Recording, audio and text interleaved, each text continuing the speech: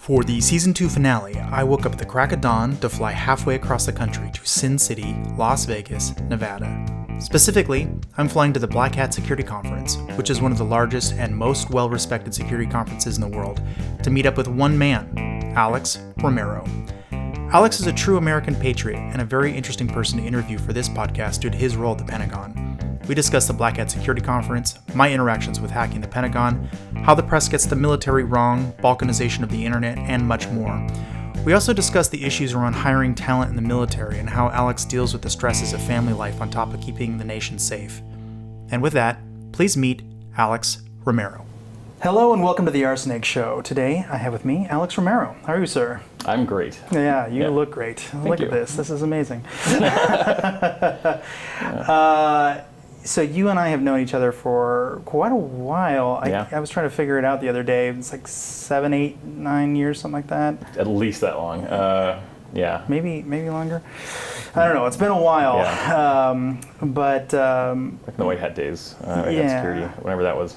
Yeah. So maybe longer. Yeah. Mm-hmm. Maybe much longer then. Yeah. Maybe close to 10. Yeah. So we are here on site and location at Blackhat. We're at the Delano Hotel today. Delano, depending on how you want to pronounce it. Yeah, I've heard it both ways. Yeah, me too, yep. And because this is the Blackhat Security Conference, which is one of the largest, and in my opinion, probably the most professional security conference in the world, today anyway. Mm-hmm. And you are presenting tomorrow at the Chief Information Security Officer event, the CISO Summit. Okay. But before I get into all that, and that's how we come to be here together, because we're both at that same event. But before we get started on that, I wanted to tell a little story about, it just kind of cracks me up, about the Hack the Pentagon program. Okay, yeah. Sure. Okay, all right. So I'll tell it my version, and you can correct me if I'm misremembering any details here or there or whatever. But it's been a little while. But yeah. So the Defense Digital Services came to town when Ash Carter was in town to Austin, Texas, and he was the Secretary of Defense at the time. And I was invited by the head of the digital services to attend. And it was very weird because I was the only security person there. Everybody else was like a business person or whatever, just some, and I was like the one person who was like actually broken into anything. So it was a bit of a strange meeting in general. But then that's where the Hack the Pentagon program was like first announced to me in kind of private, like, Robert, we're going to do this thing. Would you be interested in this thing? And I said no. I had no interest whatsoever. I would nope, don't care, don't want to do it, nope. Because even at that time, I knew what would end up happening is there'd be like 4 IP addresses, and they're like, Robert, go hack this 4 IP addresses. I'm like, what am I doing? Yeah. Why am I wasting my time doing this thing? So fast forward a couple months, and I got another call from, I think it was you at this point, saying, hey, Robert, doing this Hack the Pentagon thing, you should do it. And I'm like, no, I'm not interested, don't want to do it. That's right. Because again, I don't want to get angry, and I know I'd be angry if I was given 5 IPs or whatever it is and say this is... It's a waste of time. It's a waste of my time. And I'm past this point in my career when I care about that kind of thing, and I'm not trying to prove myself anymore and whatever. And so fast forward another month or so, and I got another call from Digital Services like, hey, Robert, we really want you to do this thing. I'm like, I'm not interested. I do not want to do it. Like, no, it would be really great. Nope. So that was the 3rd time. And then you convinced me. You're like, Robert, no, really, you have to do this. Like, we're literally trying to change things here. Yeah. And so at that point, just because it was you and not because I wanted to, I said, fine, I would do it. So I was out in, oh no, don't thank me yet. Well, right, yeah. The story there's more to the story, that's true. So I'm back in LA working with one of my companies I did some work for. And I was supposed to go out to a dinner meeting with a friend. Actually, I'd never met this person before in person, but I was supposed to meet them for the first time. They couldn't make the meeting. And this is like on a Wednesday, I believe. The Hack the Pentagon program began on a Sunday night, if memory serves. Yes, midnight. Yeah. Such a bad idea. I had no sleep. It was So for the people who are listening, the worst thing you can do in a bug bounty program, which what it is wait. You want to do it immediately, as fast as possible, and start breaking into things as quickly as possible if you want to win. And the whole point is to get there first. It's capture the flag. First to find, first to find it. So Wednesday afternoon, I finally realized I wasn't going to be going to this dinner after all. And this is at lunchtime, I think. And I'm sitting there, and I'm like, I should probably log into this thing to figure out what it is. I've not even thought about this thing. So I log in, and it was like 31 IPs or something. I'm like, it's exactly what I thought it would be. Well, it was domains as well. It wasn't just IPs, but yes. Yeah. Anyway, so I found one issue, and I uploaded it, and it was kind of like a nothing burger. But then it was end of lunchtime, and I was busy doing other stuff. So I got back to my hotel, and I was kind of bored because I was supposed to be going to this dinner thing, and it didn't end up happening. So I'm like, you know what? I should log back into that thing. So I logged back in, and I saw that it was accepted. But also, for that exploit to work properly, I had to find another subdomain with an issue on it, the way it was related, the issue it was related to. There was another. I had to find something else. It's a scoping issue, right? Yeah, scoping issue. So I looked into my data set that I had, and I found 137,000 sites that could potentially be vulnerable. Whether they were or weren't was kind of irrelevant. Right. And so I uploaded that list, and then I'm like, what am I doing? What? This is such a waste of time. So I uploaded well over 1 million things that I knew about the DoD, the military, whatever, into the system, and I found like Minecraft servers and firewalls that weren't made anymore, and printers. And I remember I can't remember if I put it in the ticket or if I sent it to you directly, just lol, look at this stuff or something like that. I remember one specifically. That was hilarious. It was coffeepot.hq.af.mil, I believe. I think that was one of them. That was in the list. And it was like, what is that? Why is that out there? Yeah. The Minecraft server as well. Yeah. On the 10th Fleet, and so at that point, I was kind of just done. I'm like, look, I've spent too much time on this already, kind of deal. So by the way, none of this stuff was in scope. No, not at all. Not even vaguely in scope. You went completely off the wall, way off scope. You could not have gone more off scope, right? But still, I had asked you to join because we knew this was going to be a thing, and we were trying to change behaviors. We were trying to make them wake up to the fact that there might be more out there than just these 5 websites that were the initial scope. And you sure as hell did that. You sure as hell woke them up to the fact that maybe there's some other problems out there. I liken myself to being a painter. If you say here's this 2-inch by 2-inch square, paint it exactly this shade of blue. No. You won't even paint in the square. It'll be everywhere else. I'm painting down the street on the cars next door, and yeah. So so fast forward, I don't know, a month or so.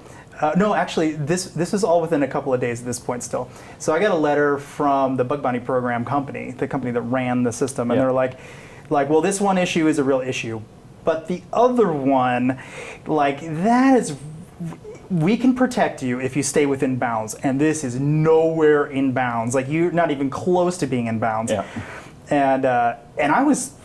Frankly, I was very annoyed, not at you guys, but at them. And I'm like, does this mean that I'm going to go to jail over this? I feel like I've just actually improved national security, right? So I got home, and my wife at the time was pissed, and I was pissed, and we're just what is this all, am I really going to go to jail over this? This is of all the things to go to jail over. And so I remember talking later on, so the digital services came back into town, and I remember having a conversation, I believe it was with you, saying we talked the general off the edge, he's not going to put you in jail, that kind of thing. There was definitely some conversations that were had about, yes. Some people did not take kindly to that because we had to be very careful. It was a pilot, and we wanted to show that these hackers can be trusted. They can paint within the box, and yet you had this crazy painter who was just beautiful paintings, but not within the lines. But it was useful. So Eric Fanning, Secretary of the Army, was in town, and this was actually the day he announced he was quitting because of Trump or whatever. He was openly gay and he didn't feel comfortable with the Trump administration, so he was stepping down. But he also was interested in this program. And so I'm backstage before all this in the green room talking with the digital services people. And their conversation with me went something like, oh, well, like everything was so great with it. I'm like, no, things did not go great. No, hold on. Yeah. And they're like, well, I said something like, do you really think it'd be good to put RSnake in jail for hacking the Pentagon during Hack the Pentagon? And you're like, well, you know, they're kind of hedging, kind of humming and hawing a little bit about it. I'm like, no, it'd be like dropping a nuclear bomb on the Pentagon. It'd be open season. It'd be terrible. Like, think about the negative publicity. It would be awful. And if you just rolled up with these black vans, blah, blah, blah, I said whatever I said, and the retort, I'll never forget to this day, this makes me laugh, they're like, well, first of all, it would have been camo vans, not black vans. Obviously, digital camo. Yeah, right. And so later on, I was talking with Eric, because he was back in the green room after his presentation. And again, I was the only person there other than Katie Masuris who had ever broken in anything, right? And so I was dressed sort of like this, you know, kind of nondescript, you know, business-looking person. And he's like, oh, so what do you do? And I'm like, oh, I'm one of the guys who hacked in the Pentagon. He's like, oh, you don't look like that or whatever. And it suddenly occurred to me that he was gay. And I'm like, maybe I can like make sure that I don't go to jail. So I'm like chatting him up. And I start telling him about this, like what happened. And one of the digital services people, I forget who she was, one of the top people over there, she's like back there like, stop talking, Robert, stop talking. Like, want to make sure it goes well. Right. So it was the first one. They had I know. They had to make sure everything was... So at that point, I knew I was safe. Once I was getting protection from inside, I was like, okay, all right, I think everything's all good to go. But okay, so that's my version of the story. Now, you can... I hadn't heard all that. That's actually somewhat new to me. Parts of it, absolutely on the other side, were about wanting to make sure this first... It was a pilot. And in any pilot, you're trying to prove out, okay, what works, what doesn't work. And we wanted to show how researchers could stay within the lines. And in this instance, like you obviously didn't at all, not even a little bit. So, but it started another conversation, like a conversation that needed to happen, which was around compliance checklists and like scope being a thing, right? Like a hacker never said like, oh, that's not in scope, I'm not going to go after it. You know, a nation state never was like, oh, that's not in scope, I'm not going to. Okay. No, they're still going to go after that thing. And so we need to start thinking about really our adversaries and also using like the program like this in the same way. And so it really actually helped to kind of get a wedge in a door to start a conversation around, well, we didn't have a vulnerability disclosure policy at the time. We had ways of like taking information and securing systems, but no way for the public to really just tell us about it. And so at the time, there's this notion of like we needed to see something, say something. We really needed a way for folks to just be able to freely tell us about our vulnerabilities and then not worry about going to jail, getting wrapped up in a carpet or whatever, like other, Oh, there was going to be a carpet. Maybe, I don't know. I literally heard some other researchers tell me that, like, I don't want to participate in this program. I'm going to get rolled up in a carpet and taken away in the digital camo van, right? Like those are some of the concerns, or that you're doing this to create a list of names, and I don't know what you're going to do with those names. So there was concerns on both sides, right? Absolutely, like the Pentagon had concerns. Not that I'm speaking for them, but like they had concerns internally just from the perspective that I was operating from, but the researchers, my friends, folks that I knew like you, had concerns also, and so it was trying to sort of attenuate on both sides what those concerns were and just kind of bring friends to a table in a sense, right, to improve. Well, I'm very glad you did run it, because I think so now it's a policy. Yeah, I mean, me with a whole bunch of other folks. I don't claim just that I did. No, I know, yeah. But now it's policy. Like one guy went deep and I went wide. Yeah, well, that is true. There was one other issue that was found that essentially was a bypass. Basically, they couldn't get through the front door. One of the issues was on the defense.gov, and they couldn't get to it because we had really good protections on the front end through our content delivery network, and they kept going through the front door and they couldn't get to it. So they found a way completely around the front door, and it was fascinating the way that their minds worked, essentially. That was another one of those instances where like we didn't even write the scope to consider that there could be something that was that far around the backside that they could get in that way. Again, all these things sort of highlighted deficiencies in our ways of thinking, and they helped to actually have conversations around how to really do security in a way that was different than what we were doing at the time. So yeah, nobody got taken away in vans. No, not that I'm aware of. Here I am. No, At least for a few more hours. there were like conversations around like, well, we don't think this was the right thing, or like if folks got out of scope. But then we had conversations both with those researchers, and we were able to mediate and get to a better answer than anything that actually caused long-term impacts to our relationship. Because all this was at the end of the day was a way to build relationships, and I think it worked. I think it did too. It took a long time, but I think it worked. Yeah, and now you have multiple programs. It's not just one. It was just hacking the surface area of the Pentagon, but now it's all kinds of, like satellites was one I saw you do. Yeah, I think it raised awareness that this was a mechanism. This is a tool in a toolbox, right? There's many different tools that you could use. This is one.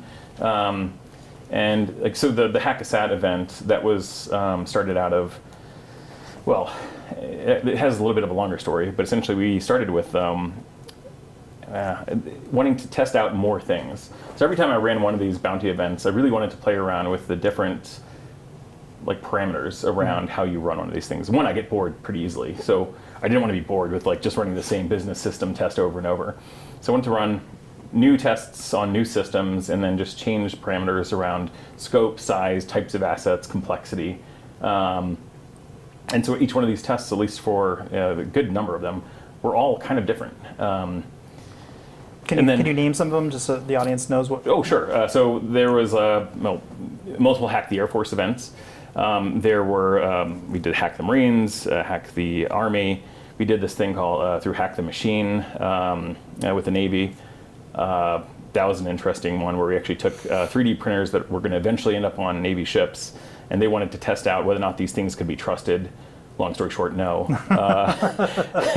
You could do all sorts of really fun things with 3D printers that would blow your mind. I'll tell a quick short story on that one, sure, because it was really fun. Yeah. 'Cause I hadn't even considered this to be a problem. This one researcher, this is a 1.5 day long event, and this one researcher, Ang Sui from another research company, he proved that he could basically print out like the idea was you print out like a serrated knife on the inside of this 3D printer, and then you use that knife to sort of cut into itself, and you overdrive the motors in the wrong direction to destroy itself. And you could do other things like getting into the cloud service that this 3D printer sort of operated from, and then pivot across. You can do all sorts of really fun things with 3D printers. You can actually, another really fun one, that same event, this happened in a 1.5 days. A researcher found that he could actually keep the CPU in such a state that it actually caused it to catch fire.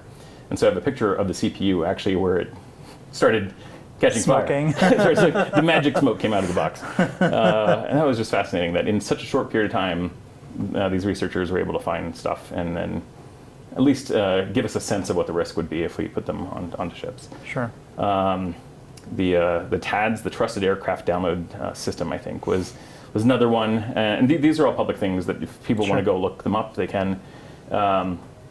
I call it sort of like a hard drive toaster. And essentially you would take these hard drives and they would take sensor data either to or from F-15 fighter jets. And we wanted to make sure that this device that was built for and with like government requirements was actually secure.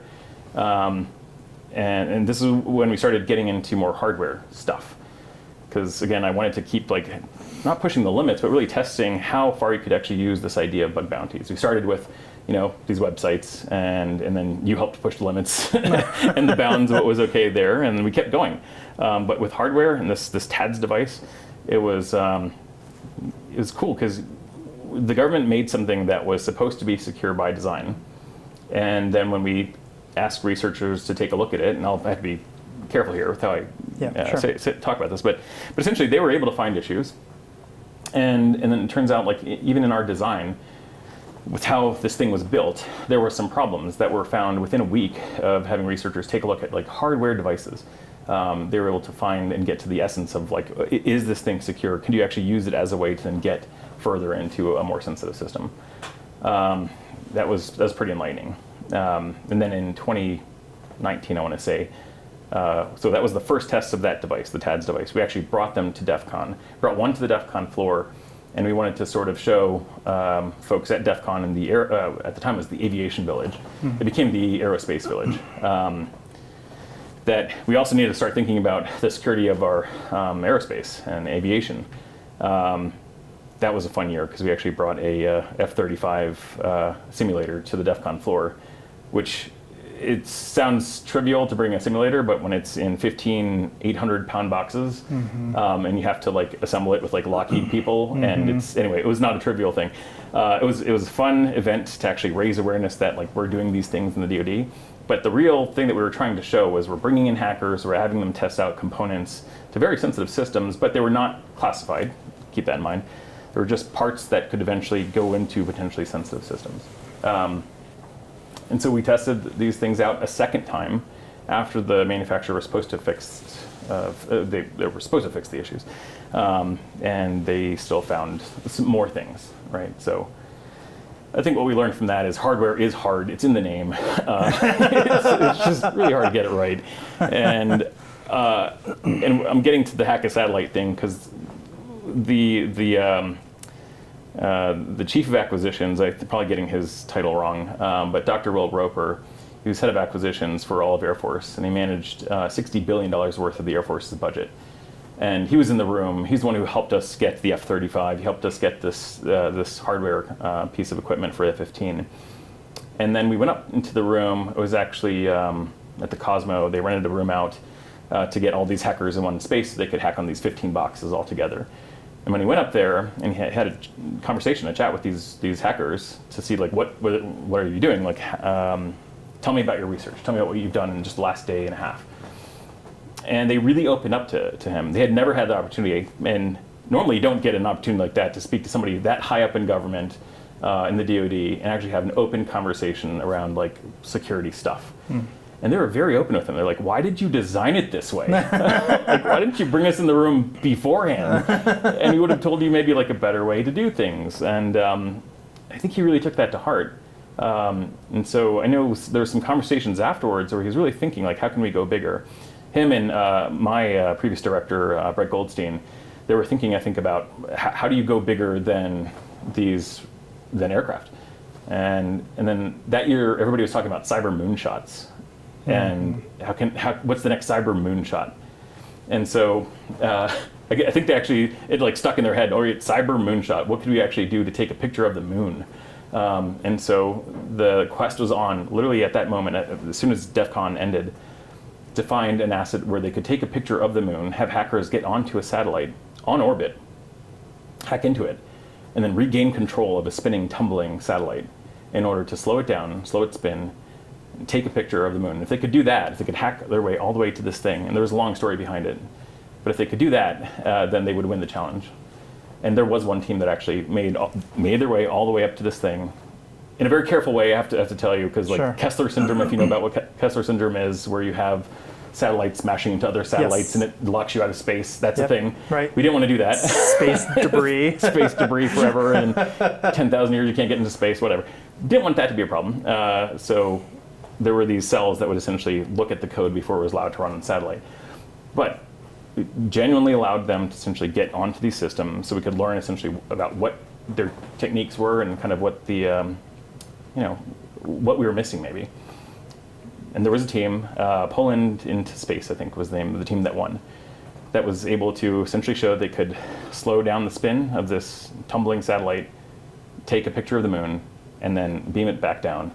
And they won that. Again, sort of proving that trying to expand what we could do with this whole idea of like, not just a bug bounty, but like a mixture of a bounty and a CTF, and how we could just prove that there are weaknesses in space too that could be putting us at risk.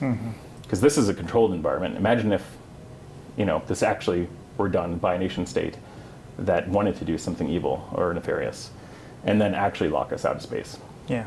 So, sorry, That is was a long answer to your crazy question. story. No, Yeah. no, I asked it, and I'm glad I got the answer. So I think it's probably worth saying before we get too much further, there's certainly going to be things that I won't ask, or if I do ask, I wouldn't expect an answer, and due to the nature of what you do. And you've actually held a number of titles. I try to write them all down, the more interesting ones. Chief of Enterprise Security at DoD, CISO, Cybersecurity Directorate, Digital Services Expert at DDS at the Pentagon. Those are some meaty titles, doing some pretty crazy stuff.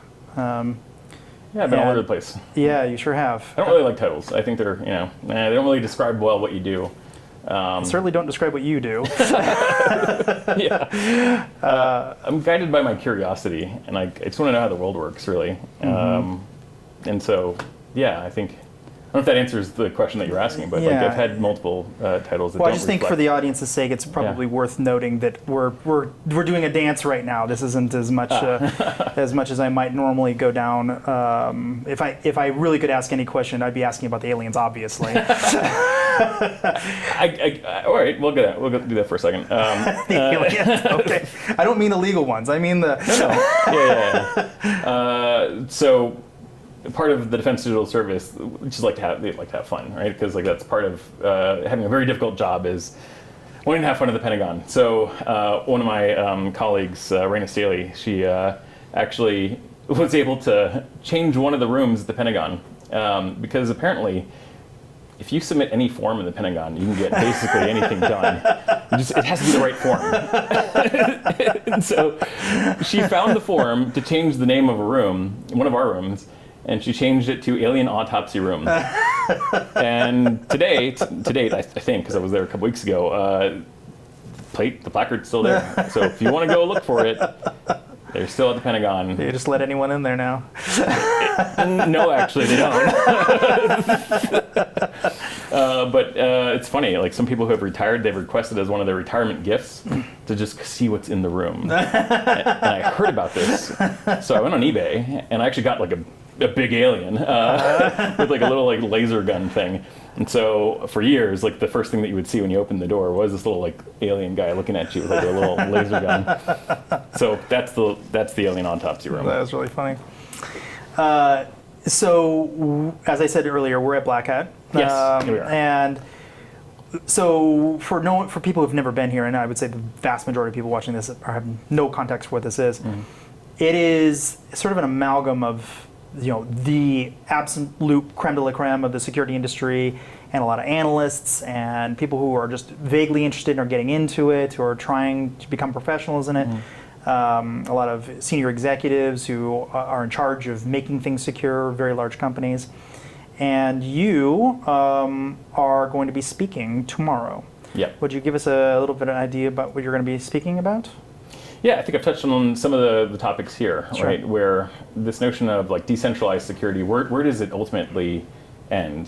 Sort of, what have I seen in the over 40 bounties that have been run at the Pentagon? The things that I can share, but also we're seeing the world change very quickly. And I think this whole idea that we can sort of outsource some things, like some portions of cybersecurity to, hackers that are willing to do things for money, for pride, or for whatever reasons. I don't think it actually just ends with bounties. I think if we take what we're looking at in Ukraine right now, with the Ukrainian IT army, and where they're trying to essentially find vulnerabilities in their system so Russia can't go after them, or potentially find vulnerabilities in Russian systems, and the Belarusian cyber partisans. Same sort of deal. Which is also comprised of people who are outside of those countries as well. That's right, right. So essentially putting a number on vulnerable assets and then putting a price on it, right? So pricing essentially vulnerabilities that can be exploited and then exploiting them essentially for whatever reason, for your nation state that you're in or for someone else's purpose. This is a trend that I think is continuing, and I think just recently with Lockbit, we've seen some of that as well. Right, what we're Lockbit ransomware. We've seen the rise of ransomware. Ransomware as a service. Now they're even offering bounties within Lockbit on personal information. So if you're a criminal, and I like to make the distinction between hackers and criminals, all right, because hackers I think as more of like my friends and in the community. And we used to say black hat and white hat. I think that it's, if you still are thinking of it in those terms, like the black hat hackers, the white hat hackers, the good ones.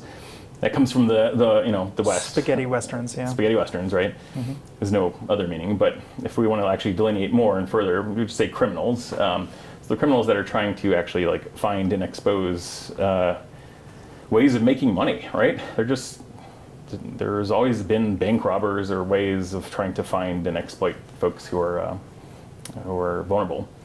So you remind me a little of going back to the Hack the Pentagon thing for a second. Yeah.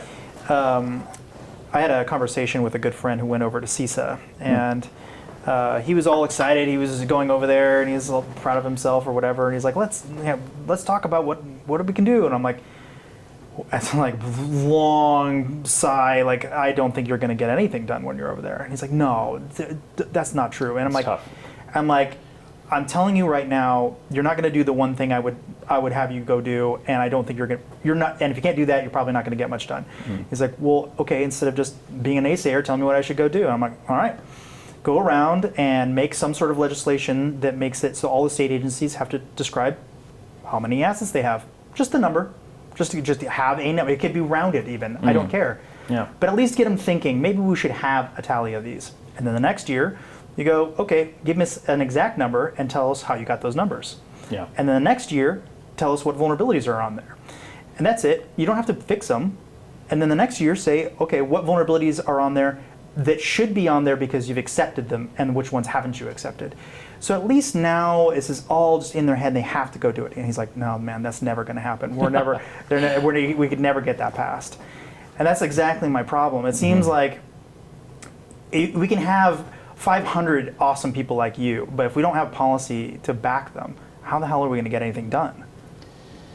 I think it starts with stories too. So I think that's one of the big benefits of something like Hack the Pentagon was it wasn't just the events themselves. It wasn't just like that single fix, that single bug that was found. That was the important piece, and if you can't fix the issues, you shouldn't run a bug bounty. Mm-hmm. But the other part of it was the cultural aspect. It was like, here's a story that we can tell. This is something that shows that we didn't even know this asset was out there. We didn't even know that this thing was out there because it wasn't in the, let's say, the .mil space. It wasn't in the .gov space. It was actually an EDU, right, that was tangentially related, but it was still belonging to us in some other way. And then a researcher brought it to our attention. We realized it was this, et cetera, et cetera. That actually happens often.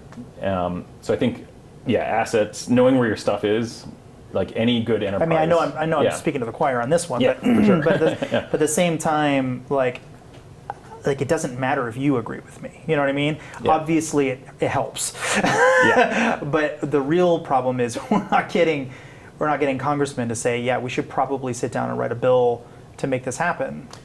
This gets to policy, which I think is actually another thing that I've kind of woken up to. I think there's like almost like a Maslow's hierarchy of like cybersecurity stuff. I've been trying to like think about this actually. Like, what would that pyramid look like for folks in our field?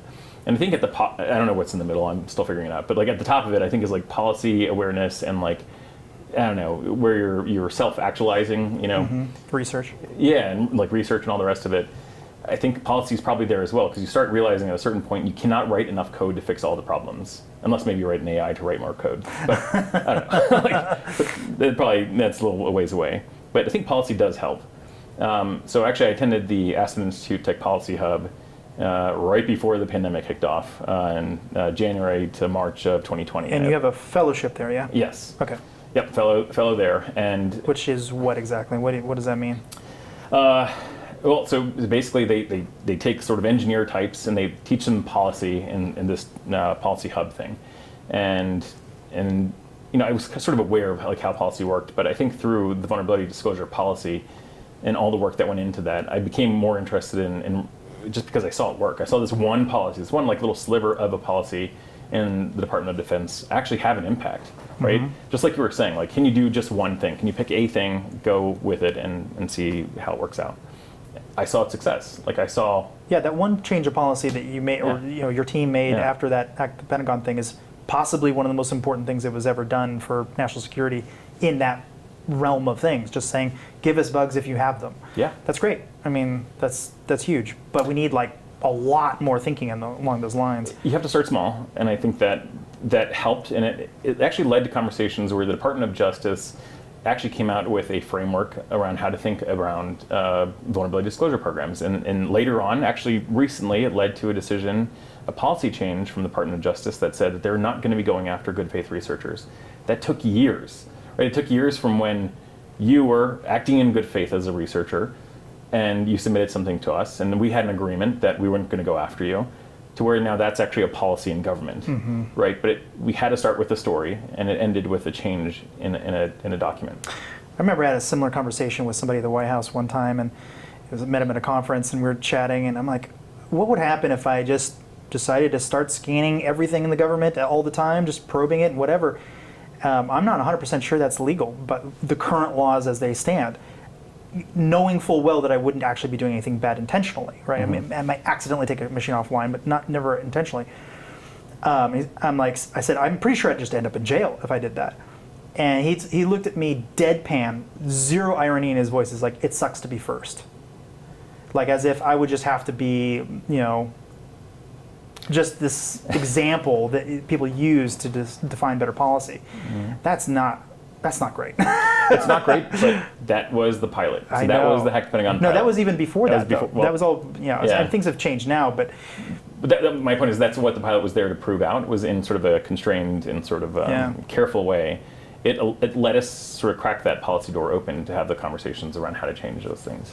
So I think, it worked. It just takes a lot of time. And so I look at other examples of this. I don't know if you know who Alan Friedman is. But he works on software bill of materials, and he's like SBOMs, SBOM, right? And so he's the SBOM guy, right? And SBOM sort of existed as an idea, and like Josh Corman and other people beforehand. But just for the audience, just explain what that is, because I don't think they're not. Okay, so let's say you have anything that you were building, right? Bill of materials is usually the thing that you get with it. You get a list of the things that went into that. I don't know. Let's talk about cake. Right, an ingredients list, if you will. And if it has gluten, well, you can sort of figure out what has these things in it. No, it probably has gluten. And then you can decide to not eat that thing or not use it, at a place where somebody might have gluten sensitivities or nut allergies or whatever. So think of software bill of materials as something that's very similar. Let's say you were allergic to Apache or some application that would not work well in your environment, or you later find out is vulnerable to something. You at least know at that point that, in the bill of materials, in the software bill of materials, there is something that is potentially putting your systems at risk.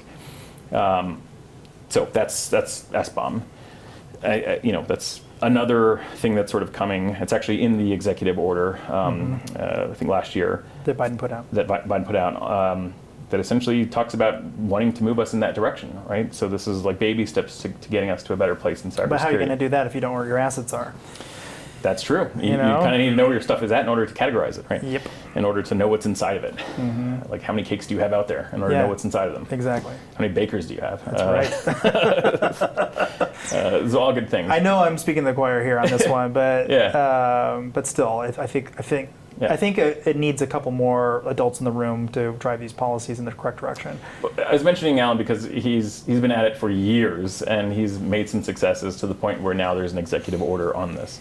Yeah. So I think what you find is that to have good policy changes in government, you have to have a shepherd. You have to have somebody who is there that is unwavering in their dedication to getting that thing changed. Otherwise, it just won't happen. If somebody's just there for a couple of years, that's not long enough to get these policies changed. Right. They really have to want it and move it along. So what do you think the government wants to achieve by coming out here beyond just the ingratiating themselves to individual hackers? Like how does the government want to work with like companies, let's say? Like is there public-private partnerships that you guys look for or want to cultivate, or? Yeah, so I can't speak on behalf of the government, but I know what government's doing. But from a personal capacity, I know that like CISA is, they've got this thing called JCDC, which is essentially kind of an outreached hand to... How can you not speak for the government? Aren't you the government? I mean... You are my tax dollars. What are you talking about? So for the audience, so they kind of know kind of like just my position, because it is a little strange. I don't know if I...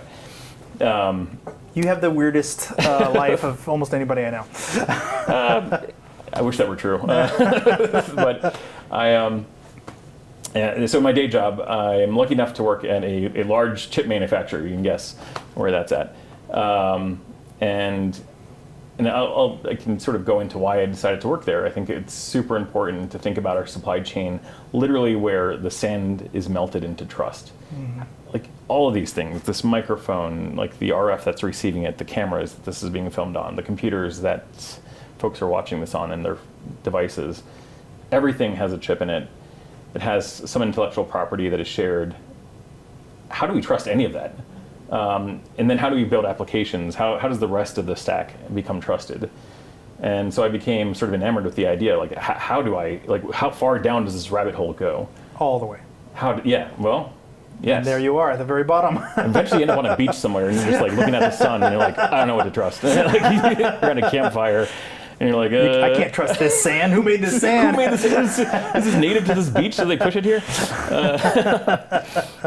And it's kind of true, right? Like, where's the S-bomb for the sand? I don't know. But the sand itself, when it's melted into silicon, and you have those, like, they call them bullies, ingots of sand. They slice them into wafers. They use these extreme ultraviolet lithography machines to then blast essentially the prints of the CPUs onto them. There's a whole process there. Like, how do you trust the machines that do that? The ASML is the large manufacturer of machines that goes into making the CPUs themselves. There's like, that's actually really secret. It's not like any of the companies you normally hear. It's ASML who makes the machines that allows the other companies to make the CPUs. How can we trust them? How can we trust any of these things, right? And there's trust all around that eventually goes into the CPUs, that then go into all the cloud services, that then go also into all of our phones and devices. I wanted to explore that, especially after I saw SolarWinds happening. Again, how far does this rabbit hole go? And also, can I help a little bit with that? Can I take some of the lessons learned in government and apply that in industry? And vice versa. Yeah, but I couldn't let go of this other job. So as a digital service expert, that was my job for years within government. After being a CISO, I switched over to this other job. I worked for US Digital Service, and then I switched over to the Defense Digital Service. And essentially, I did all these bug bounties, did a whole bunch of other work as well, but bounties were what folks know me for, I guess, and hacked the Pentagon. Well, lately, anyway. Lately, yeah. But there's a bunch of weird stuff in my head, and they couldn't like quite let go of me, and so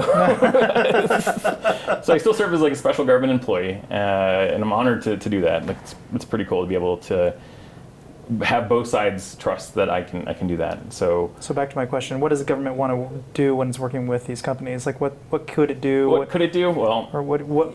Yeah. If you could have your druthers and have some company who's volunteers to do X, what's the X? I think. So JCDC, if we're going to stick with that, with CISA, I think what they're trying to do is build those relationships, right? And so, although I'm not a good example, like I said, because I have an interesting set of roles, a special government employee on one side, and I have to keep that separate. And then on my other day job with the chip manufacturer, I'm trying to take like some of those lessons learned just with how to establish more trust. But how do you CPUs. How do you rinse and repeat that? Are you going to have more government agency employees go into other? No, but I do think that there is some of that, right? So with the U.S. Digital Service, as an example, they do try to bring folks in from industry and just show them how government works. Take the best talent in industry, bring them into government for short tours of duty, is what they call it. And I'd recommend anybody who's listening to this podcast, just take a look at the U.S. Digital Service, usds.gov, or any of the other digital services that exist out there. Because if you don't actually know what your government's doing, you have an opportunity to actually participate. If you have the technical skills and the talent, like, why not? Right? Yeah. And that way you can find the aliens, right? Yeah. Right. But I think what they're trying to do, because that's a really broad question, by the way, is form relationships with industry where it makes sense to, in order to just enhance security. If there's information sharing that can happen on both sides, if there's things that industry knows about that government can benefit from, there's various ways to share that information. I find like a lot of those conversations tend to be just like two people in a room and they're talking, and one says, "Oh, I'm working on this problem." Like, "Oh, well, have you thought about this?" And then suddenly there's a partnership, and it's nothing more complicated than that. It's truly just a friendship conversation, Yeah. and nothing truly formalized. I was just curious if there is any sort of formalized program. Oh, sure. Yeah. That's JCDC on the CISA side. Okay. There's an InfraGard with FBI.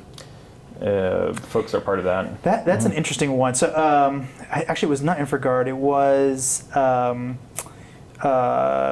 what's it called? The ISAC. There's ISACs as well. Yeah, the that's ISACs right. as Yep. well. I remember I was the very first formalized meeting of ISAC when they were very first coming around to being a thing, and these people showed up in my office. Pointing in the right direction here. The people in the office were, they came in and very sort of shadowy, individuals, and they had business cards with just their name on it, that kind of thing. And I shadowy. Extremely like multiple of them just had a phone number and that's all, like no explanation about who they are, and I remember before the meeting even started, the guy who was leading it, he's like, I realize everybody in this room works for these multinationals, not just national organizations. So you have to be very careful with what you're doing here because you have different things happening in different parts of the world, and that really opened my eyes, just watching this room try to interact, both trying to be helpful, but also knowing that they can't be that helpful because of the fact that they operate in many different countries, which I thought was interesting. I don't know. There are ways to share information when needed, but oftentimes it comes down to personal relationships. I think that's, humans are just, that's how we act, interact with each other is we know that somebody can be trusted if we can look into their eyes, right? And ultimately it comes down to that. Yeah. So let's talk about your background a little bit. You are a former Marine, because once you're a Marine, you're always a Marine. That's right. Yeah. Yeah, you're never an ex-Marine unless you really messed up. That's right. Yeah. So what made you go from that to this? I mean, how do you find your way through that path? That seems like I almost can't think of anything less congruent. Well, it kind of is though, right? Like if you think about sort of what a Marine does, and sort of what they're there to do. And I remember so many like lessons learned from my senior drill instructors, and I was all the way in like boot camp days. Be the consummate professional. Just try to do whatever it is that you're doing, do it the best. All those kinds of lessons, but also like the whole train like you fight, fight like you train sort of thing. I see that applying actually very much in cybersecurity. Is like actually test your defenses, and this whole idea of bug bounties also is very similar to that. Like I don't want to just like play around with testing. I want to actually test myself. So I think that is very similar. It engages the same part of the brain. I think is like that, whatever that like basic part of like Marine brain is. Marine brain. Yeah, in the Marine Corps, I guess I can tell you a little bit about that. Sure. I was an electro-optical ordnance repair, and so I worked on lasers, night vision goggles, electro-optical ordnance stuff. So things that you'd look through, shoot at stuff, and with high precision have to hit your target. It's like tow missiles. Missiles, javelins, which they're kind That's all the rage right now. all the rage right now. They're all in the news today for all sorts of reasons. Yeah. I worked on all those kinds of things, and I had just even as a kid, like I got my first job at the Pentagon when I was a kid. I was 15 years old, and as an intern got a job there. And I was just kind of enamored with the whole idea of service. I came from a family of immigrants, and my family was new here, right? And it was interesting to see them sort of interact in a place that didn't feel like their home. And for me, it was the only home that I knew, and I wanted to give back in some way. And so, like a life of service was one that I kind of felt like I was born into, in a sense. Like everything from like mowing my neighbor's lawns when I was a kid. Mom was like, just go mow everybody's lawn, like the whole street. It's like, okay, ma, or whatever. And just helping them out in whatever way I was, always trying to be as helpful as I could. So it was almost natural for me to want to join the Marines and like give back. But then they found out that I was like good with electronics. One of my first jobs where I wasn't actually paid, I think I was 13, but I loved electronics. I loved the secrets that they were trying to hide from me and exposing them, right? It was at a VCR TV repair shop. Back when VCRs were a thing. I probably just really dated myself. And like old like cathode ray tube TVs, the big ones. It was right up the street from me. Those are actually pretty dangerous. They were super dangerous. Yeah, 50,000 volts in the back of this thing. You touch the back of it, you get shocked. I learned that the hard way. That explains a lot, Alex. Oh, I got shocked a lot as a kid. But I learned like I wanted to learn what was inside of these things. It was just a way for me to like just get outside of kind of, I don't know, like learn more about the world, but from like a very small microelectronics perspective. Then like getting online even expanded my world more, and like finding communities of folks that kind of thought like me as well. So anyway, in the Marine Corps they found out that I was good with electronics. And it was funny because like I'd been trained to work on lasers and night vision and all these like weapon system things. And then this like one sergeant of mine was like, "Oh, but you type good, Marine." And I was like, well, yeah, that's like one of the things I could do. I used to work on computers too. Back when I was 16, I had like started like a little computer repair shop thing. I worked on what eventually became Comcast on the fiber optic stuff as a kid. And so they're like, okay, we're going to put you in the battalion it's called the S6 shop. So they're like computer IT shop. And it's like, okay, that's not my MOS. That has nothing to do with my job in the Marine Corps, but sure, why not? Like, you know, other duties as assigned in the Marines is like a thing. Like, you're just gonna do whatever it takes to get the mission done. And so I eventually ended up running and helping to run my battalion's IT shop. And then I started really becoming interested in how the networks were set up and how I could just sort of like traverse the networks in places maybe that I shouldn't be in. I was like, why is this open to that place over there? Actually, when we were deployed, I was in Kuwait, and this was before the war kicked off in like 2003. I remember like I had like AIM on a computer for AOL AIM, and it had this like little port scanner thing, so you could like go find open ports. And I ended up finding out that I could like do a scan of a network. I don't know if I should be saying this at this point, but anyway, like, I guess the statute of limitations is well over by that. You're good to go. Probably fine. I did like a port scan, and I just found like all these open ports, and I found out that I could like bounce or essentially get an open port through a microwave transmitter in Bahrain on a ship to then bounce like, and I basically get an extra signal through a ship that was in Bahrain over to like somewhere overseas, so that I could just message my mom that I was like doing okay.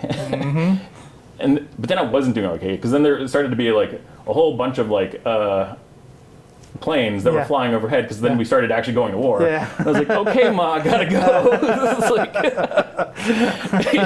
yeah, so even back then, like I became aware of like, well, there's other things I can do with these computers. Even as a kid, like I think the first like hacking group that I joined, again, statute of limitations. Yes, like, of course. Oh man, so glad. I stopped every bad thing I was doing 7 years ago. So. That's right.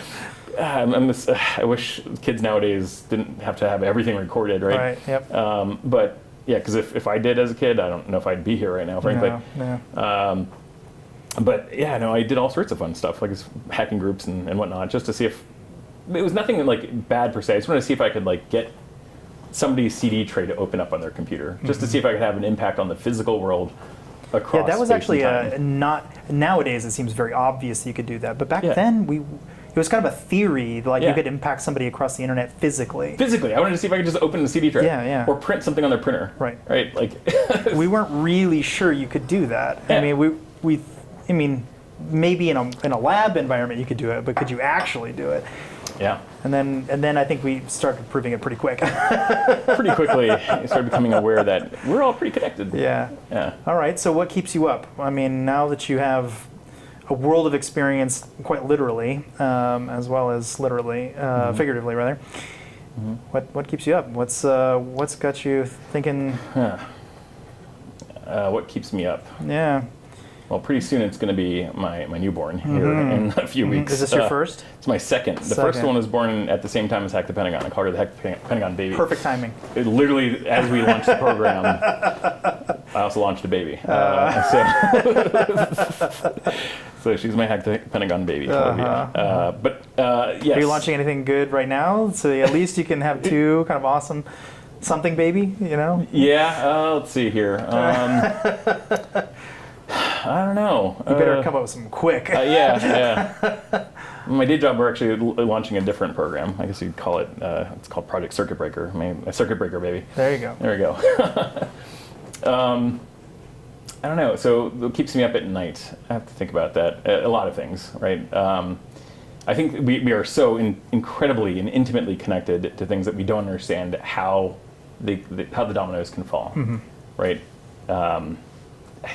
It's terrifying to me how we don't understand how those interactions. And is that because of the Ukrainian supply chain, and everything from COVID, COVID debacle, increasing our awareness around like supply chain things to, as we move to like microgrids, there's gonna be some really cool stuff at DEF CON as well that I think folks are gonna be able to see and play around with.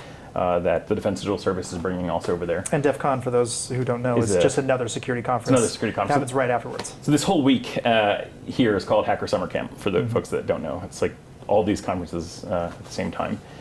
B-Sides is another one. B-Sides, yep. So I'm also helping with security operations there.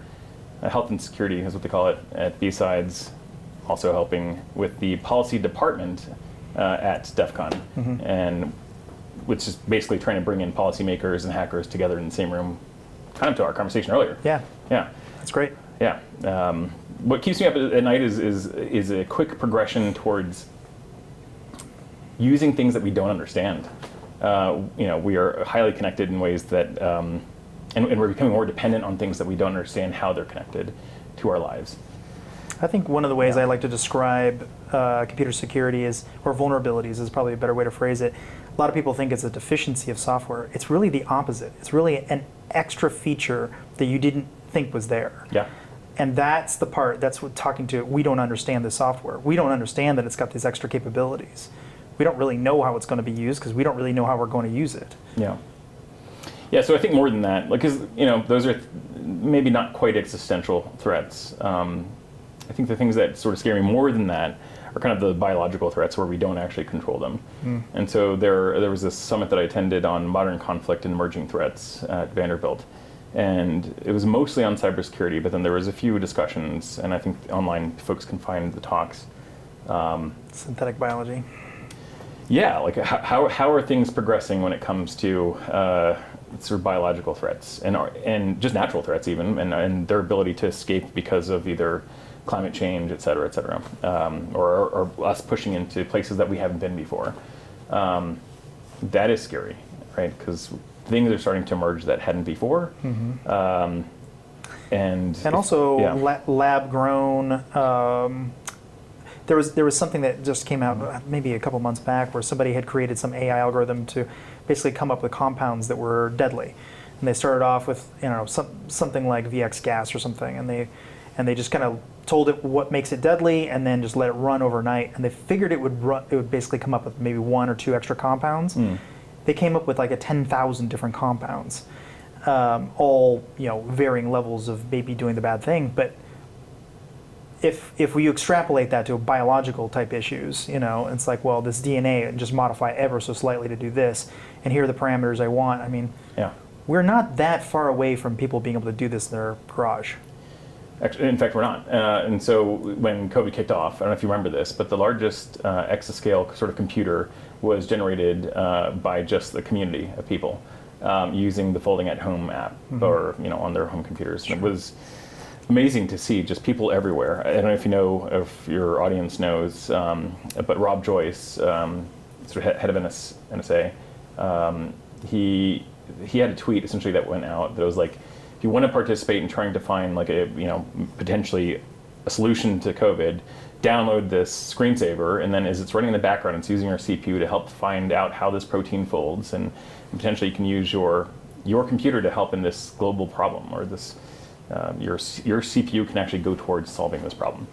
And so yes, it's basically just a computationally difficult problem to solve, but if you have enough compute, you can basically figure out anything, both from a beneficial perspective or maybe not so beneficial. And then when you're done, you can mine Bitcoin. So. Yeah, right. That's right. So what do you think the media, Hollywood, movies, etc., what do you think the news, what do you think they get wrong about the military? Like when I look at computer security in general, it just, every single time a hacker's on TV, I'm like, oh my God, it doesn't work like this at all, or like, if you're a race car driver, you're like, this just isn't how cars drive. It's kind of one of those. Yeah. What is it for you that stands out in your mind about the military that is there's sort so of many misrepresented? I mean, there's tons of dedicated folks, and there's not just like any one way to sort of describe it, right? So it is somewhat. There are centralized areas where like there are certain things where there's like a knock that folks can sort of see what's going on across certain segments of that network, right? But I think it's far more distributed in a way that like Hollywood sort of makes it seem as though, all right, well, we know they're coming in this way, all right, stop them here. I don't know. Hollywood has to do things because of time, right? Mm-hmm. And they have to sort of shorten how they describe what's happening on screen. I understand that for sure. But it's a difficult problem that is not one that is easy to sort of condense down into like little Hollywood snippets. In fact, like I helped out with this project last year that I think is going to maybe be airing sometime soon, called the Defrag Film Festival. And what we're trying to do is actually show this exact thing. So through Columbia University and Jay Healy and Bo Woods and a bunch of other folks trying to show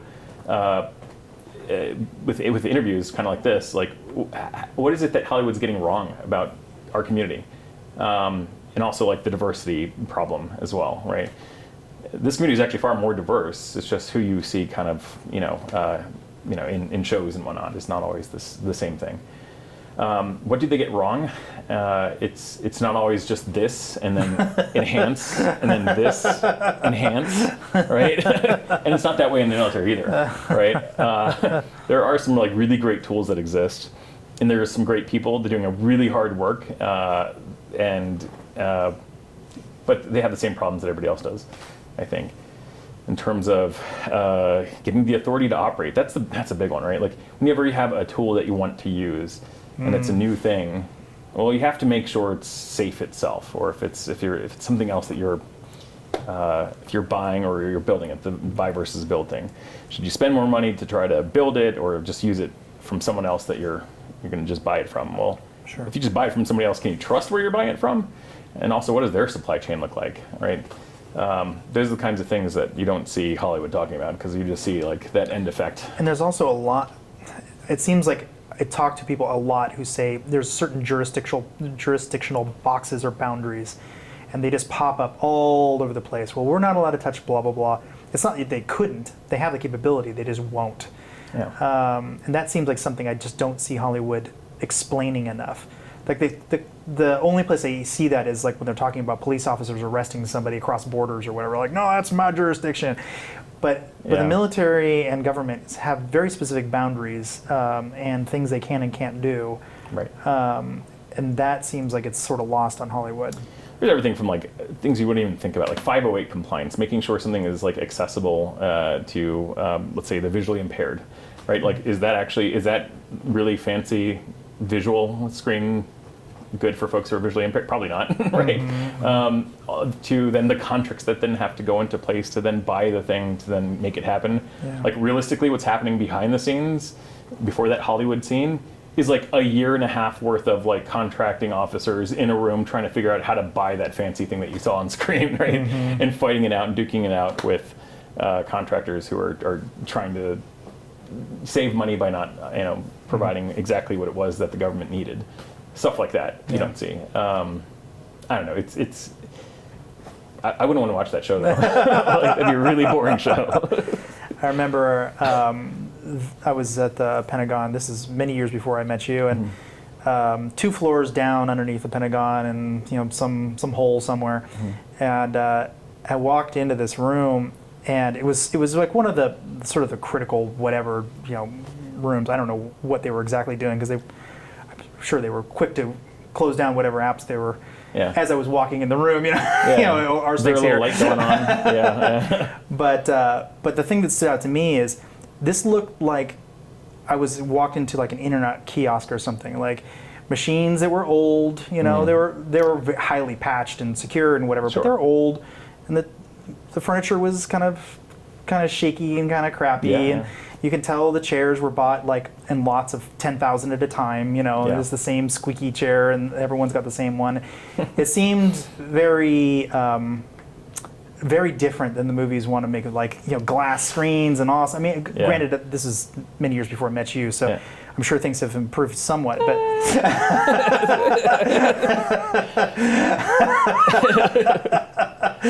I see. Okay, but I always thought that was interesting because my interpretation was I was going to be walking to a normal network operations center that you'd see in any data center, let's say, which it kind of looks a little like the movies, at least. Kind of a cross between like mission control, NASA mission control, and sort of modern sort of. There are vibe. some places like that. I don't think you'd get invited to them. Yeah, I'm sure. I'm sure. It would take a different sort of level of.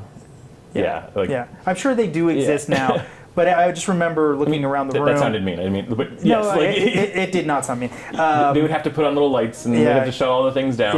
Like there would have to be special invites and stuff. Exactly. But it was the furniture that stood out to me. It was the old like rickety furniture, like held up by little pieces of paper underneath, so it doesn't wobble. Yeah, sure. That's. I mean, this looked like it's something you'd go to Home Depot and buy for like picnics or something. Buy like 20 of them or whatever. I mean, think about it. Like it's always going to be like the lowest bidder, and then things deteriorate over time as they're moved, and they're moved often because they have to make do with whatever space they have. These are common problems in government. So, just from what I've seen, you have these really great people that are working under really austere conditions, and they still try to make it work. Yeah. I mean, clearly they were all busy doing stuff, so it wasn't inhibiting them. Yeah. It was just, it totally broke, my perception of what I was. Enhance. Yeah, enhance. None of that. It's not that. None of that. Okay, changing the topic a little bit. So, I don't know if you know who Tim Kennedy is. He's kind of this famous Green Beret guy, hunting Hitler, and famous MMA guy. Anyway, he's quite famous. So he was in Austin, and we started chatting, and he's like, "Oh, we'll grab a coffee at some point." I'm like, "Oh, great!" So I give him my card and everything, and he never called. And I'm like, "Oh, that's kind of a little rude, but whatever." Was he behind you? No. Okay. No. I was looking at the news a couple days later, and he was in Afghanistan, part of Pineapple Express, pulling people out with a team of Green Beret, a fairly big team. I think it was maybe 100 of them or something, or at least 20. Like, it was a pretty big group. They had a photo somewhere, and he was in there. That was kind of an enormous mess. We left in a hurry, and we did not take the people out that we wanted, and so he went out basically to do it. So that was, I'm like, okay, fine. He's allowed to be Miss Coffee. That's a little bit of a different story. How was that whole thing seen, do you think, amongst your peers? Yeah, it's heartbreaking, right? Especially like if you had been out there, in that environment, you knew kind of some of the people that were affected, or the translators, et cetera. And there was lists of folks who were either in process, they needed to fill out some extra forms, et cetera. And they had really worked to help save Americans' lives, either as translators or through either being informants or whatever, right? There was networks of folks that were really helpful to Americans. And they were in the pipeline, and they were the ones who were probably the most at risk once you could see what was going to happen at that point. So it was absolutely heartbreaking. And you could sort of see some of the reports that were coming out at the time, like, things are not going well. Okay, they're not going well even faster than we thought, et cetera. And so, I think parts of government were aware that where it was going, but maybe not as fast as it happened, I suppose. Yeah. The way I understand it, that is still an ongoing thing. I mean, there are still things happening where we are still withdrawing people even to this day. Yeah, I don't know if I can talk too much to that. But, fair enough. But what I can say is, like, I think actually part of what DDS helped out with is public and was actually talked about by certain folks on the Hill. They called it out, and the Secretary of Defense in testimony as well, I think, called out sort of what some of that work was. Basically, just trying to reach out to certain folks in as careful of a way as possible to let them know where to be in certain places, certain times. They could be kind of pulled over. That sounds like a nightmare. You have no idea. Yeah. Yep. It was difficult, and it took like every. Like, how do you even know you're talking to the right person? Even. Yeah. Yeah. Exactly. It took many parts of government actually working together to make that happen. And it was actually quite interesting to see, right, where you have all these different folks trying to work together in an austere environment during COVID, trying to figure out, like, how can we work together all remotely to make this happen. Except for Tim Kennedy, of course. He just goes in gun blazing. Yeah. Well, I mean, there's the logistics side, there's the physical side of it, Of course. there's the families, and what do you do once they're actually here? So there were these lily pads that you would drop people off at, and there was logistics of, like, how do you feed and get them all, their basic needs met and all that kind of stuff. They were bringing them into places like Quantico temporarily, and because you can't necessarily trust these people when you gotta make sure that they are who they say they are. There's some vetting, yeah, of course. And so there was like checking of the records, checking of their names, and turns out, like, when you're looking at like their records, make sure they are who they say they are, and oftentimes how they wrote down their name in one place is not how they wrote it down in another place, or they may sometimes go by their father's name. There was a whole bunch of weird things like that we actually had to use some algorithms to try to figure out and parse through that. That was a huge effort over a very short period of time. I imagine. Yeah. I mean, that whole thing unfolded in a week or two. Yeah, and you could have never have done enough, frankly, but yeah. Try to actually, my day job was nice enough to let me take off a little bit of time to help out with that directly, like full time. So awesome. That was good. So I want to talk a little bit about social media, specifically the consolidation of power of social media and how it's kind of turning into, I don't know another way to phrase it, it's almost its own nation state. It's getting to be so powerful, so prolific, and so able to affect change. Yeah. I mean, Mark Zuckerberg on a whim could just decide he does or doesn't like some political candidate, or he could decide that he does or doesn't like some conflict, or some policy or whatever, and more or less can design an algorithm if he felt like it to do all kinds of crazy things. Like, I got involved quite a while back. I was able to get the code for Facebook's mood manipulation study, where they basically, I think they picked about 400,000 people and just only gave them either positive content or negative content to see if it could affect them, and it had enormous effects. It worked exactly, and the code is horrible, super sloppy, very easy to replicate and make much better. But the point stood. I mean, they were able to prove it, which is kind of terrifying if you realize they're doing studies on actual people in the wild like that, but without their consent, et cetera, et cetera. Right.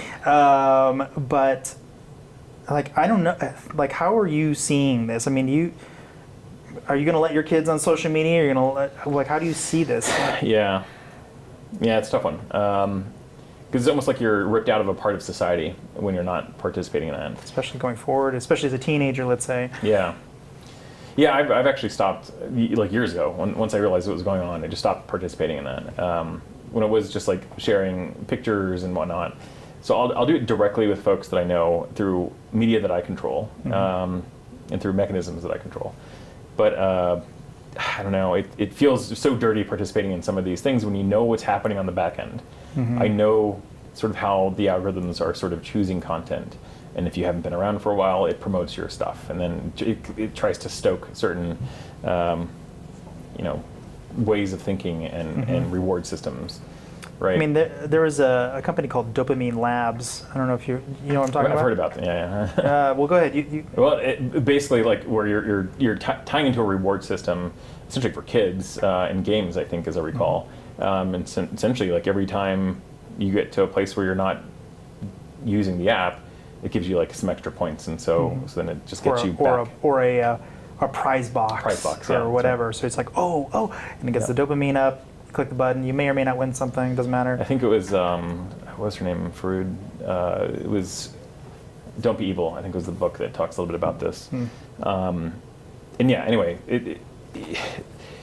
if the question is whether or not I'm going to let my kids on it, I think it's inevitable, right? That there's going to be social media out there that we have to participate in a way. If you're going to be part of society, modern society, you almost have to be a part of it. But you can meter sort of your access to it. You can meter how to use it. But what happens when the social media companies decide they just don't really like the United States anymore? I mean, at what level of power are we going to give these things?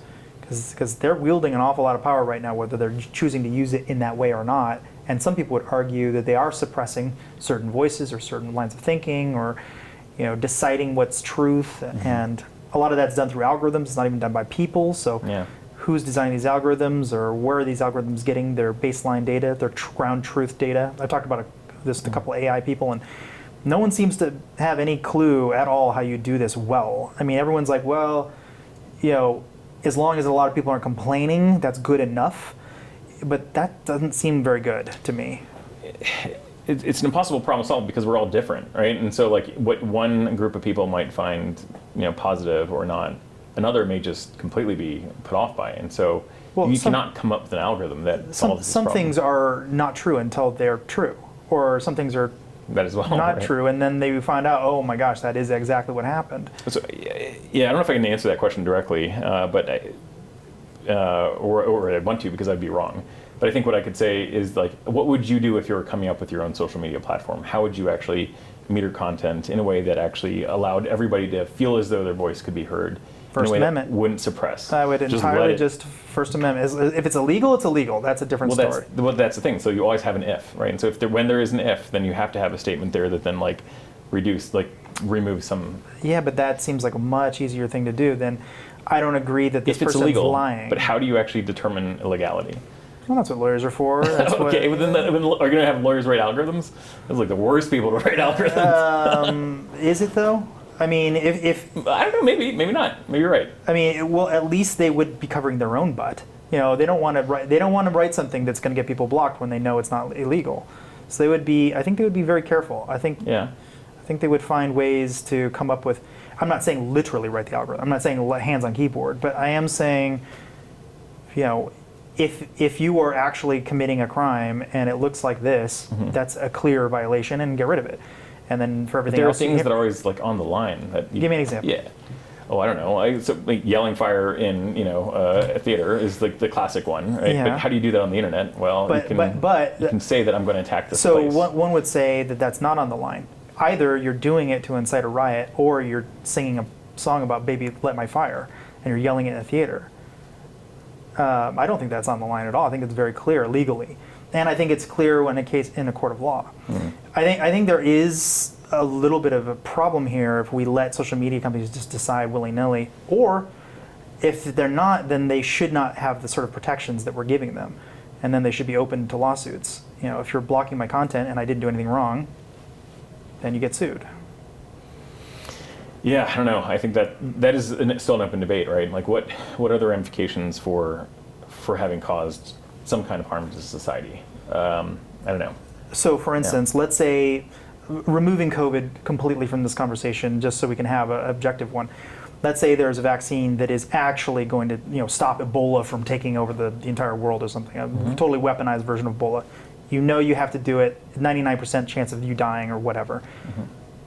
And someone online says, no, it's that thing's giving people tracking them or whatever, and it's all just conspiracy. It's all conspiracy or whatever. Okay. Now, I mean, you would say that the social media company has a moral objective to protect people, or you'd say they have a First Amendment right to allow them to say whatever they want. Who wins? I think this is actually a really complicated topic. That's my point. That's exactly my point. But yes. But I think in broad daylight, bad ideas die. If you make them go underground, because you hope they do. No, I think they do. I mean, look at the flat earthers; they just got crushed. I mean, everyone just loves making fun of them because it's a bad idea. I mean, I was in a plane today. I didn't see a single part of the curvature of the Earth, so I'm pretty sure they're right. I'm doing. Shake this off. No, but I mean, I don't know. I think there's something in there. I think there's something about spraying Lysol on bad ideas, and the only way to do that, like I've been in forums that are very private, and they're just full of just crazy people, like really crazy, and the only reason they're there is they feel like they can't talk on these other social media platforms. Yeah. It's just a breeding ground of these weird conspiracies. Yeah, I've learned I don't need to have an opinion on things that I'm not an expert on. And this is an area that I realize that, I'm not an expert on. It's actually really quite difficult to have a strong opinion. I have strong opinions, obviously, personal opinions, but how can you ever know exactly what to do with any sort of platform like this? They are very complex they're organisms in and of themselves. Yep. Right? And so how can you control any organism that is almost like a hydra? You cut off one side and it's going to just grow back in a way. Like you can try to say, well, just ban the whole platform, right? Some other one's going to come up. It may be worse or better in a different way. But I think, if there is a monopoly happening, then that's one thing, where there cannot be sort of other options out there. Maybe that's not a good thing. I think in society, the best tend to come to the top, and then the others tend to die off. But right now, it's just the biggest. I don't know if the biggest are the best. Yeah. And I think that can be somewhat dangerous. All right. So this kind of leads into my next question. So there's this whole concept of Balkanization. Oh yeah. Where we had a conversation about that years ago. Yeah, we did. We did. I think this is something that I think you are uniquely qualified to talk about. So at some point, the government could say, no, we don't feel comfortable with the idea of a social media platform being owned by some foreign government. We want our own. And I could see another government saying that same thing, and another government saying that same thing. And now every government has their own social media platform, but they're also going to need their own chip manufacturers, and they're also going to need their own toaster suppliers. And every single part of everything you'd ever buy, that part of the S-bomb or part of daily life and just being able to upload photos, all has to be decentralized from the entire globe, but centralized in any given country. Yeah. Do you think it's going that way, or do you think we're going to end up in some utopia where we have just one platform that rules the entire world, and whoever's there wins first? And that's all it takes, is to be first to the trough, and now suddenly everyone's using it. Because I see people balkanizing.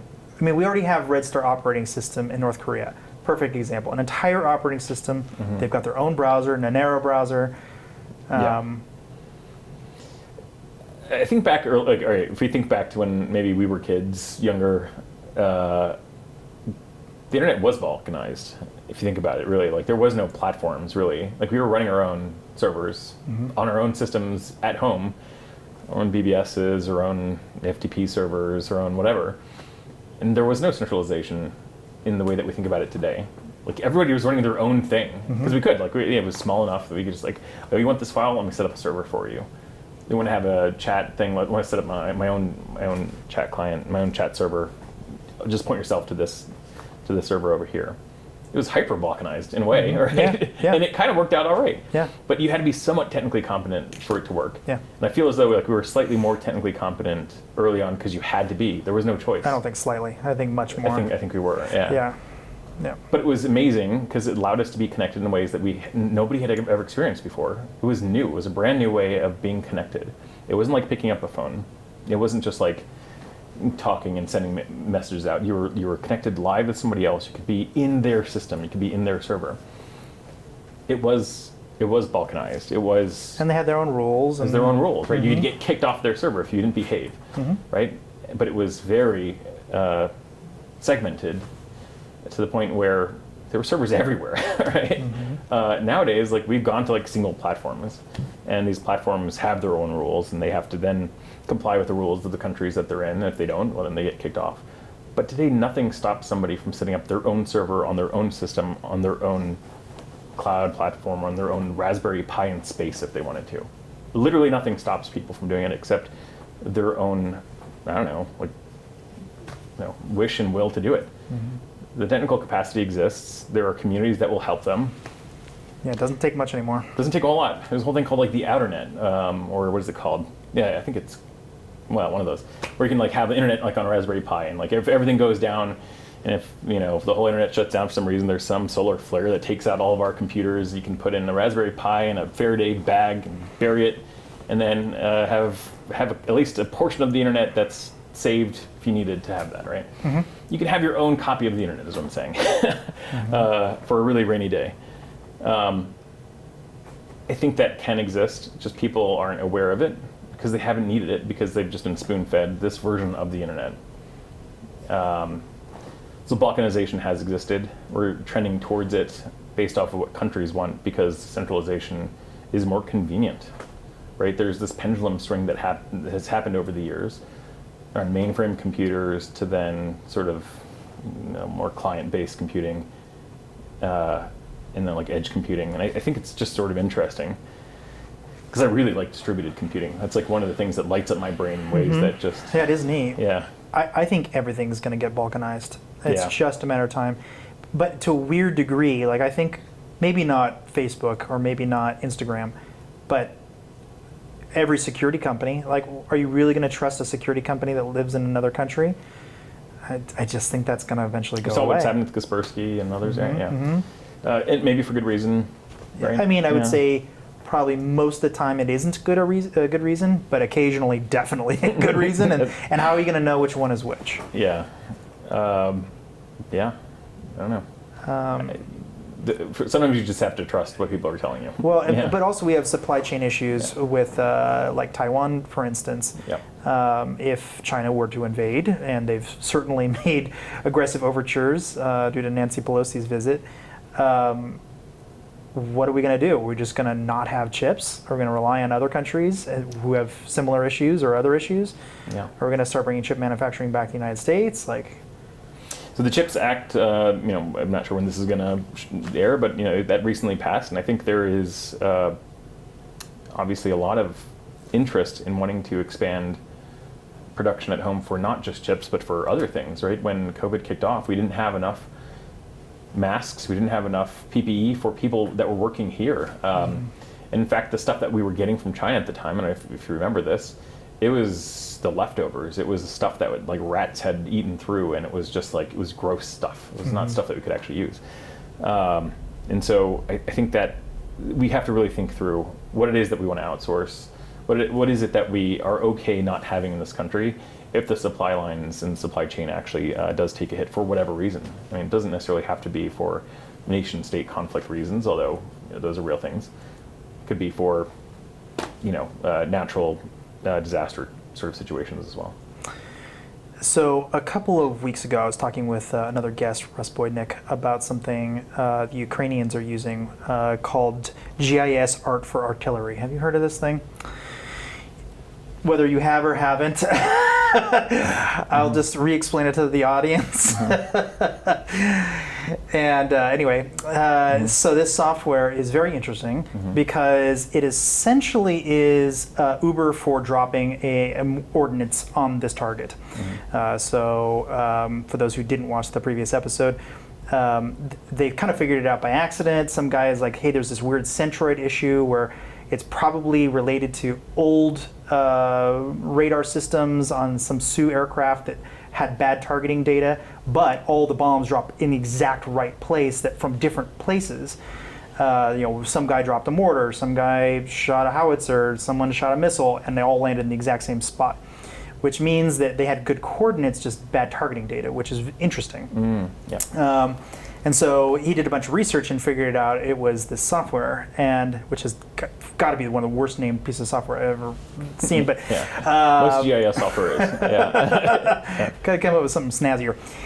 But I'm curious what you think about the future of taking something like that, which I think is really, really clever for a simple piece of software if you really think about it under the hood. And then hooking it up with some basic autonomous warfare.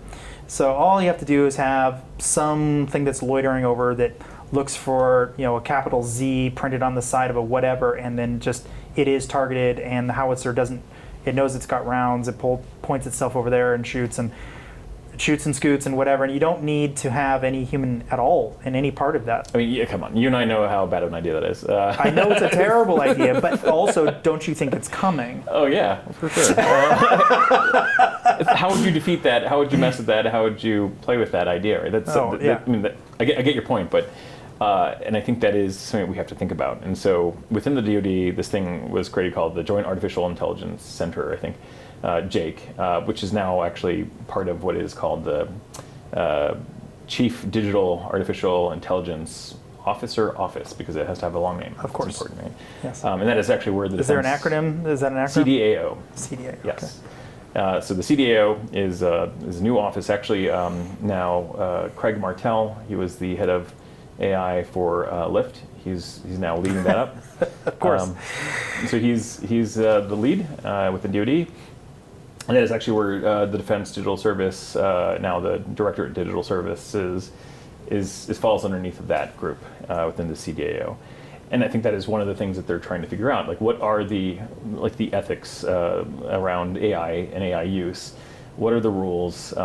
If you actually look up within the DoD, they have some published rules around how AI should be used, and they've got some really smart people that are thinking through, what are the parameters? What are the ways, and what are the things that we should be thinking about, just as a society around how AI. So one thing Charlie Burgoyne said that I thought was really clever is, you've already had a human in the loop when they decided that this is the targeting data. Now the rest of it, because this happens naturally, it happens all the time. You say, I want to shoot that thing, and then there's a huge delay because they're somewhere in the United States and they're sending stuff over a satellite, and it's over encryption, and it takes a while to get there, and the software on the other side has to actually make the final firing solution or whatever. They just said that's a valid target. So we're kind of already moving in that direction anyway to some degree. It's just the delay is maybe way, way, way longer. Yeah. I was thinking about a book as you were talking, and I can't remember the name off the top of my head. But essentially, it's the premise that it's sci-fi near future sort of thing where we try to get rid of that latency, right? And we get rid of the latency by just taking human sort of consciousness and putting it in the robot. But then we accidentally lose the link, and then the person becomes the robot, and that's how you deal with the latency. It's like, oh, Perfect. My new body is in this robot form. Probably not the best idea. We remove consciousness from the human.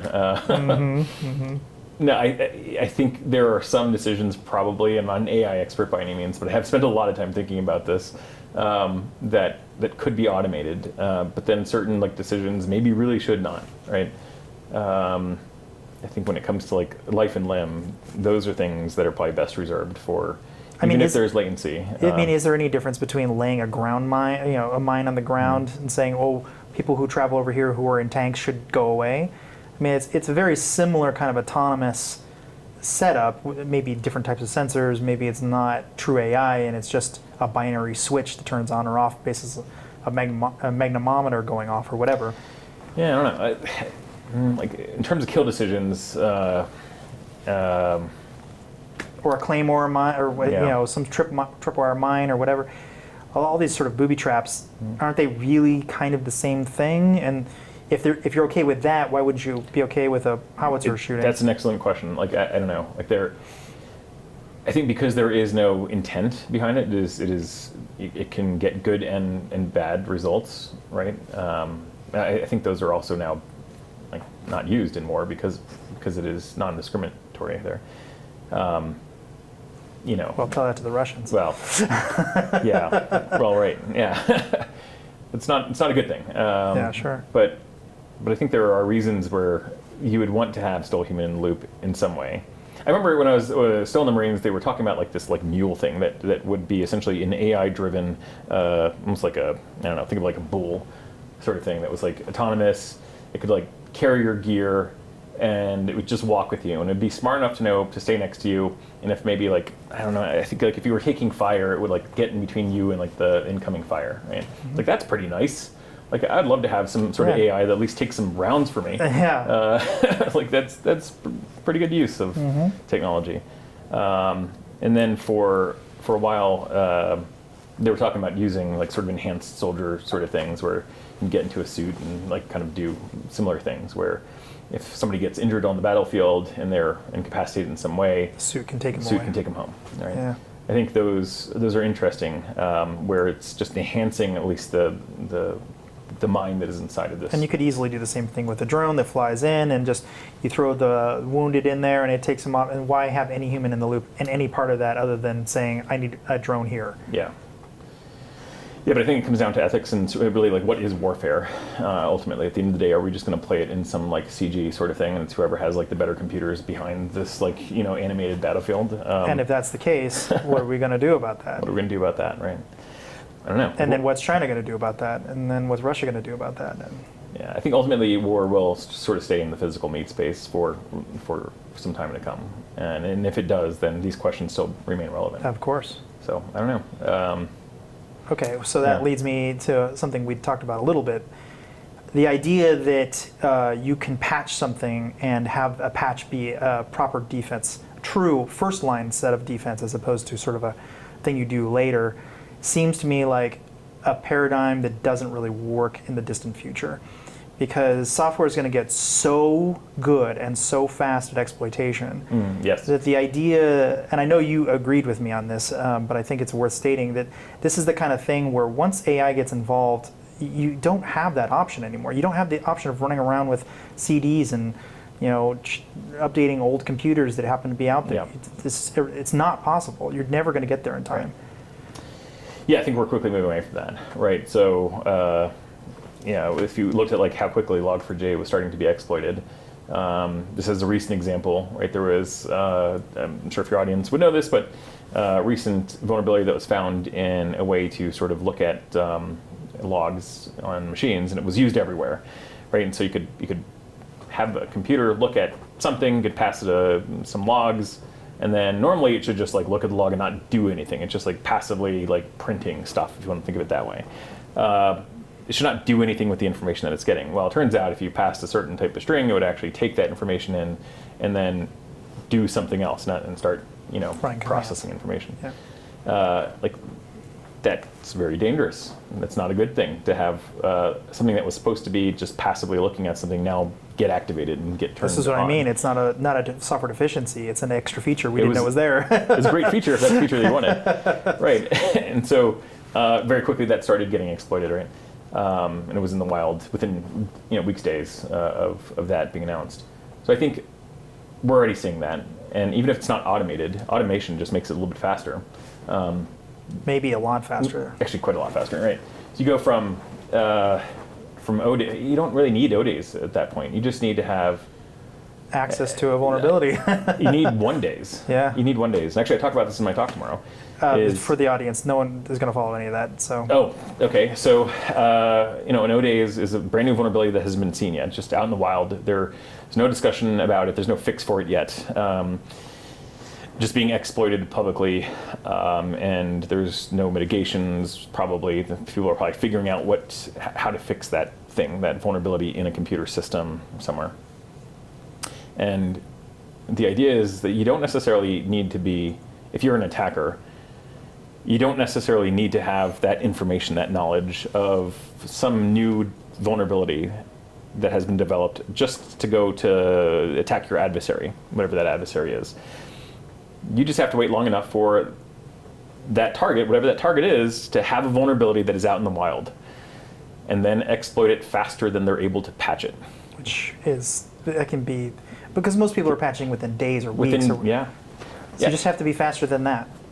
And it's very easy to be faster than that. Think about like last time like your car had a recall, right? Usually they'll say, bring your car in there's been a recall, we got to update we got to plug in a USB to patch it.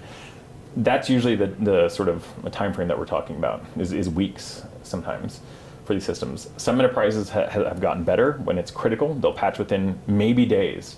But that's still a day's worth of a window of opportunity that can be exploited. Mm-hmm. And that time is gold for an attacker.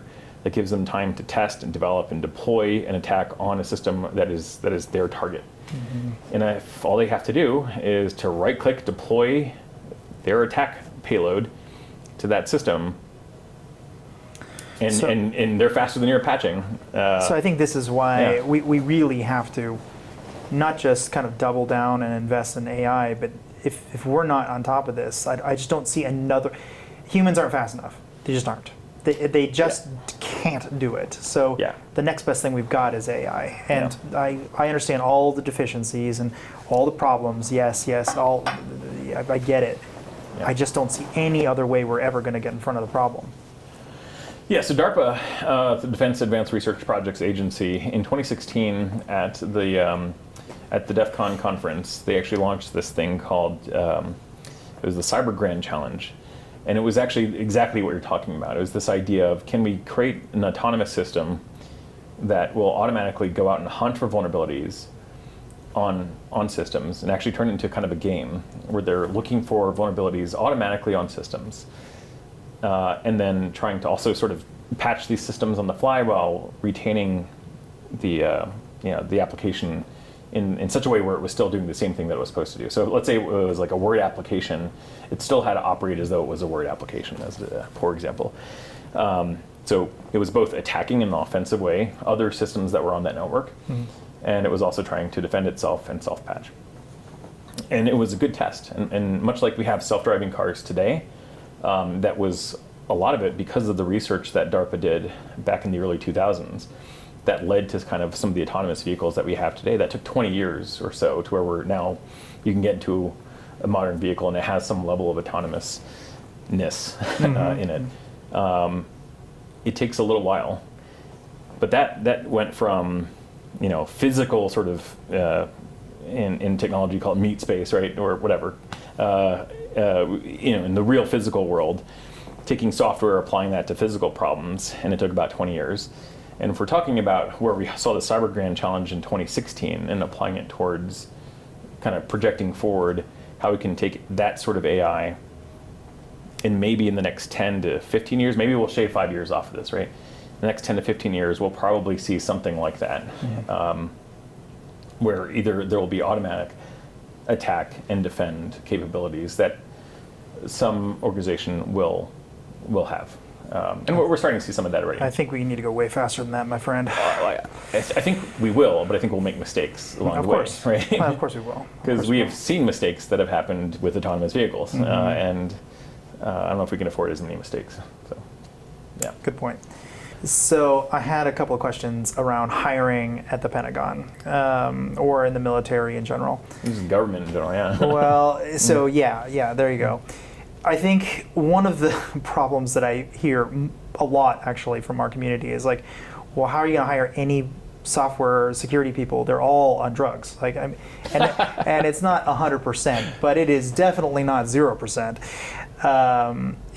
And I get it to some extent, right? If you have an agreement where you need to be absolutely on the up and up at all times, and you also have this side agreement with somebody who's working with the cartel, let's say, maybe that isn't such a great starting point for somebody with clearance.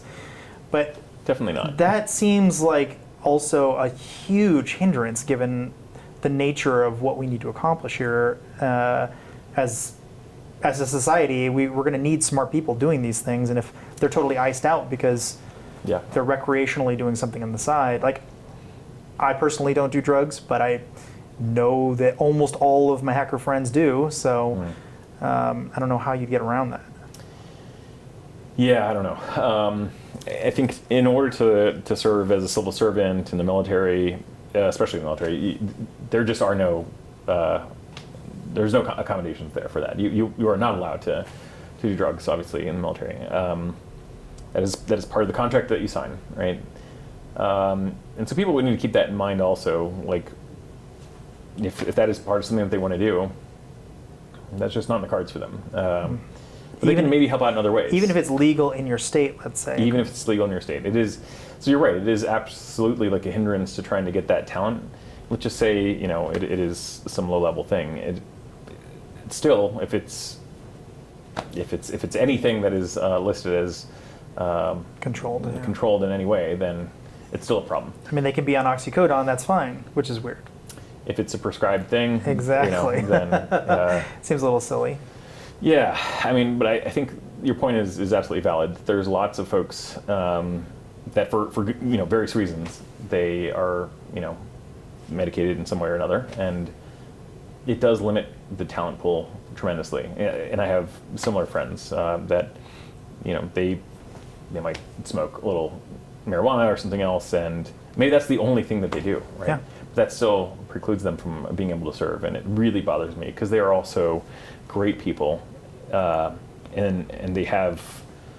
they're doing it for the right reasons. They would want to join. They'd want to like jump into the fight, right? They'd want to actually help out, but they can't because that's the way the rules are today. And I think what's interesting about what we talked about previously with bug bounties is like can still contribute from the they outside. can contribute in other ways, right? Yeah.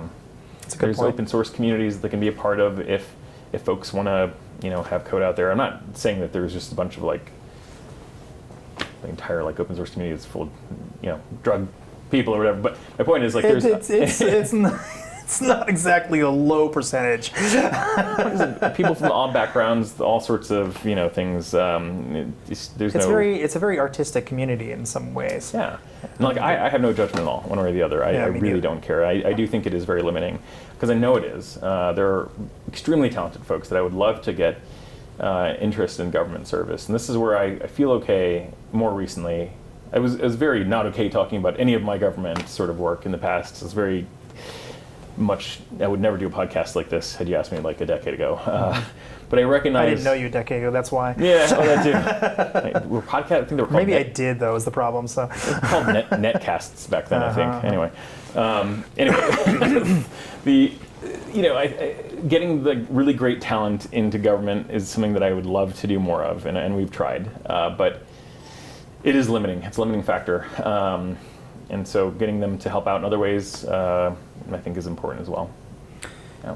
So I had a buddy who was at a 3-letter agency, and he was talking. He's like, "Oh, Robert, like you'd never make it here." I'm like, "Am I just not smart enough? Like I don't get what's going on." He's like, "No, like we have, for instance, like this policy where if you're cleaning up some box from like malware, you have to reboot the box 3 times." I'm like, 3 times?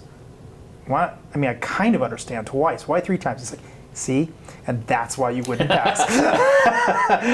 I mean, and if that's at all even vaguely funny, but also true, I think there's a bit of a problem there. I mean, I don't know who wrote these crazy rules about rebooting using that as a very funny but extreme example.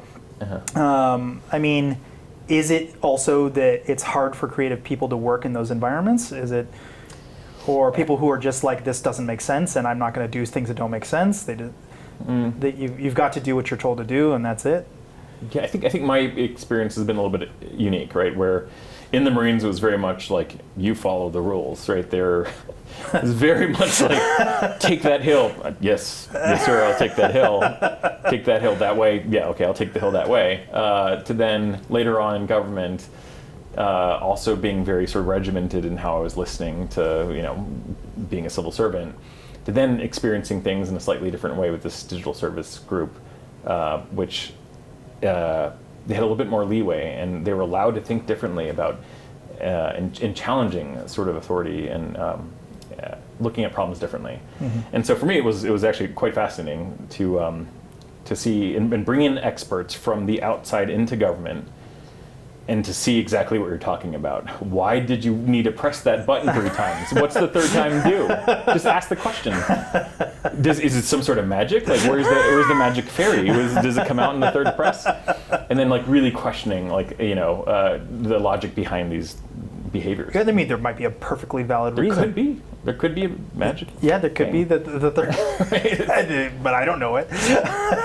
Usually not. There's only been a couple instances where it's like, oh, okay, that makes sense. Yeah. There's a thing. There's a reason. The third time is why. Yeah, that's the charm. Yep. But often not, and then often it actually wastes money at scale. Yeah. Think about over, hundreds of thousands of civil servants and doing a certain thing a certain way. Becomes kind of a waste, and so just sort of challenging and being given the option, the authority to do that. So how about people going in who have to pass background checks or whatever? Then they're sort of asking sort of the questions like, "Have you hacked anything?" Well, yeah, that's literally why I'm here, so I can hack things. And yes, of course I've hacked things. Otherwise, how would you even hire me? I don't understand how that would even work.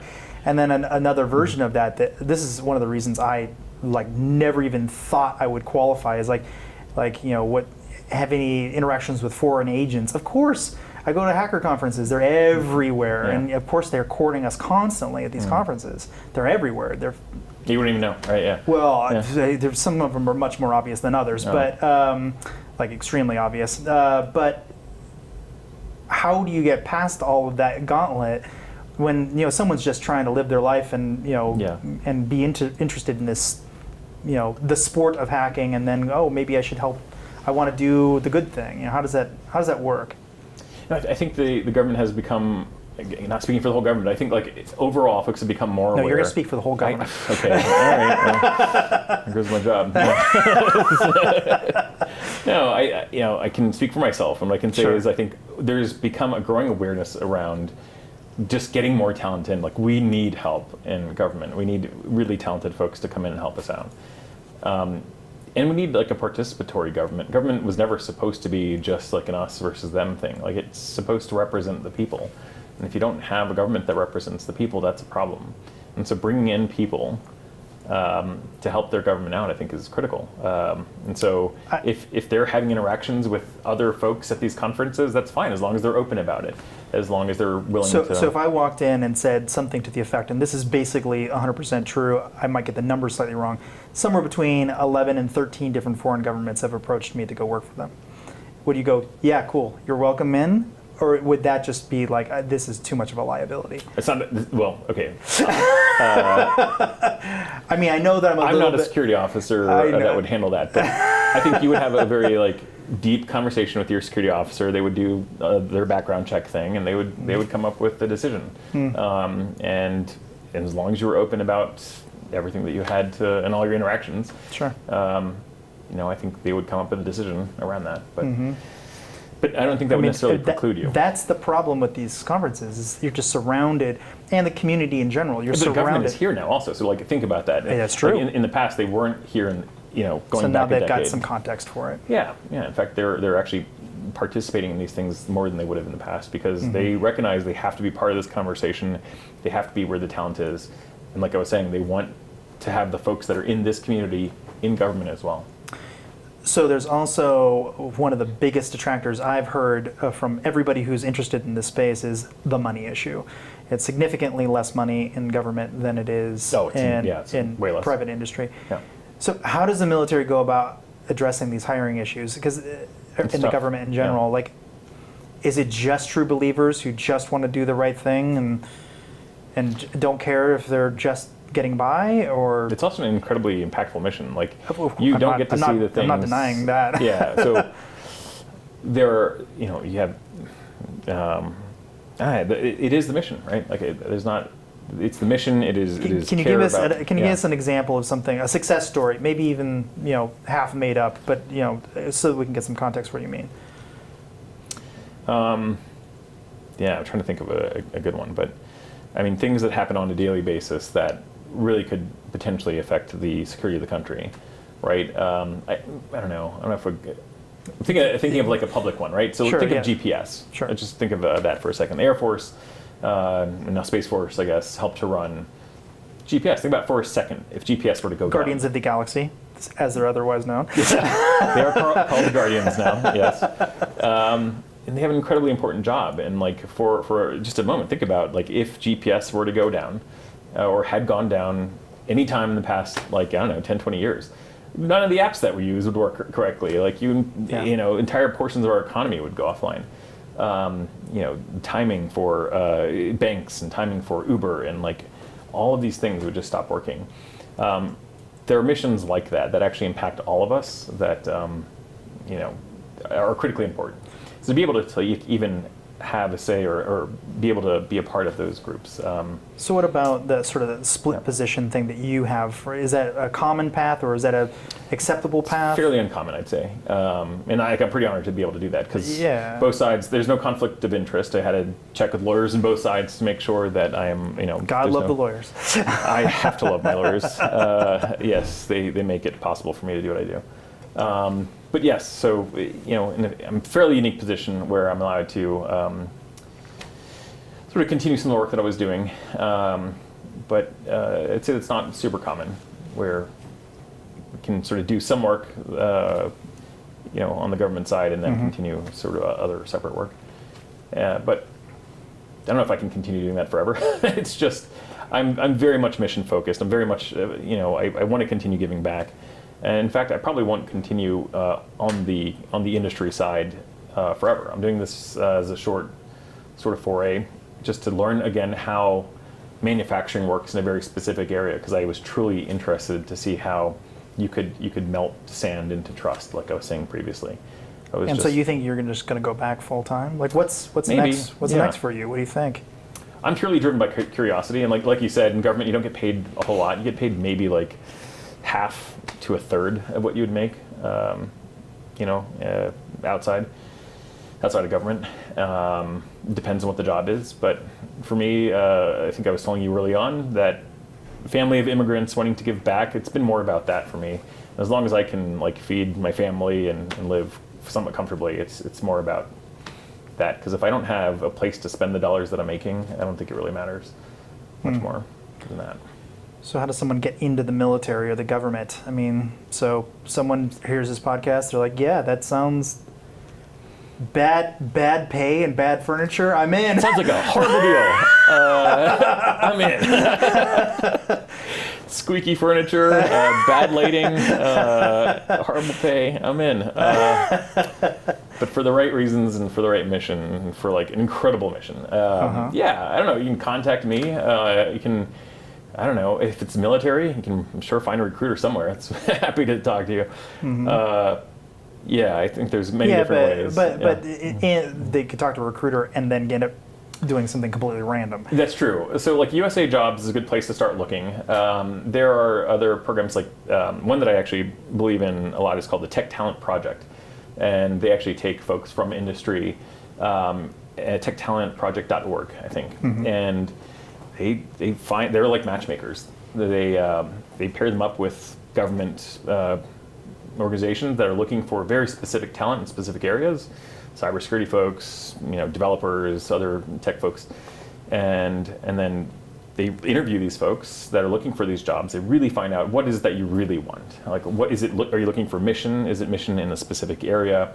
Are you looking for DOD, smart. Department of Energy, whatever? What is it that you're looking for?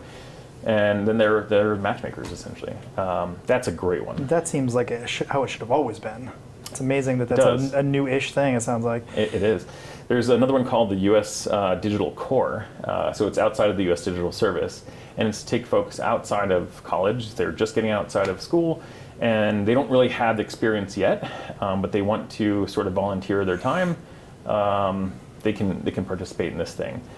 And there's training involved. Yep, I think they have some training. They've actually got some new funding. The Office of the Federal CIO, they actually just brought in a whole bunch of them to come help out and spread them out across government to give them some interesting challenges. There is U.S. Digital Service, like I mentioned. There is 18F at GSA, where they do a lot of this work as well. There's lots of great sort of tech, civic tech organizations that exist, both in like state governments as well. And I was working with some folks in like Colorado Digital Service, great folks there. So this idea is spreading of civic tech, and we're living our lives in a more connected way, and I think society is waking up to the fact that there was a time where we could sort of ignore how connected we are. You to me seem like a little bit of a beacon of hope of how this could work in the future. So everyone has their 9 to 5 or whatever. Well, just cut it back and you only work there 4 days a week. And the rest of the time you work this other thing. And so you're cross-pollinating what you can afford to, I'm willing to take a little bit of a hit to do this for the mission. And I sincerely think I can help here and here and here. And I want to do it, but I can't do this full time. I got a family, I got, bills and responsibilities, and also an existing contract or shares in this company. I can't just leave, right. But I want to do something. For state governments, another colleague of mine at the Aspen Institute, Raylene Young, which she's now at GSA, but she started this thing called the U.S. Digital Response during COVID.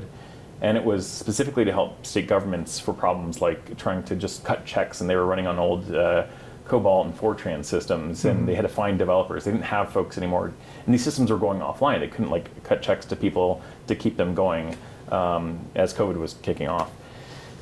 and basically this whole idea is like, can we have a core of volunteers that, exactly like you're saying, can just jump in? Do you have a couple of hours? Or you're retired and you happen to know this really ancient programming language? When it gets to Perl and that's the old one, you know how to call it. You call this guy, that's right, yeah. Nah. I'm just waiting. That's right. That's right. Maybe like when you're, I don't know, when you're in your 80s, you'll be joining. There is a Perl bug that's very ancient, and so we'll see if it comes around. I think it's 2036 is when that's supposed to hit. The turnover time. Yep. Yeah. Yep. So, okay, onto a personal note. I asked a couple of people, like, what would you ask, a guy like you in this position? And one of the best questions I got was, like, how do you balance all of this craziness? And this is a pretty dangerous job in multiple ways. With your life, with your family, like how do you manage expectations? Do you have any sort of special training you put your family through to like help them think about it or deal with it mentally? Or is this, they've just grown up alongside you and they know it as well as you do? Yeah, I think, well, that's a good question. I don't know. I've tried to at least make my wife aware of kind of the dangers of just the world in general, not even just this field per se, but I've also tried to keep a low profile where I can. This is not helping. Yeah, this isn't helping at all. At all. We'll blur you out. But, yeah. And your voice. Just talking head. You like just paste your head onto my head. Just use some AI to do that. No, I generally keeping just staying aware of kind of the threats that are out there. I don't know, I always have like a saying that I would say when I was running these things, never poke the bear. Never intentionally like go against like the community in a way that is hurtful or that doesn't actually help enhance the community in some way, the security and research community. And so I still live to that. At the end of the day, it's still, we still live in like a pretty crazy world, and you can't control all the factors. Yeah, I try to just be prepared. Can you comment on how she thinks about it? I mean, is she just, as much a patriot as you are, and let's do it, or is she reserved? Like, what the hell are you doing? And is this ever going to end? She understands, I think. It's funny.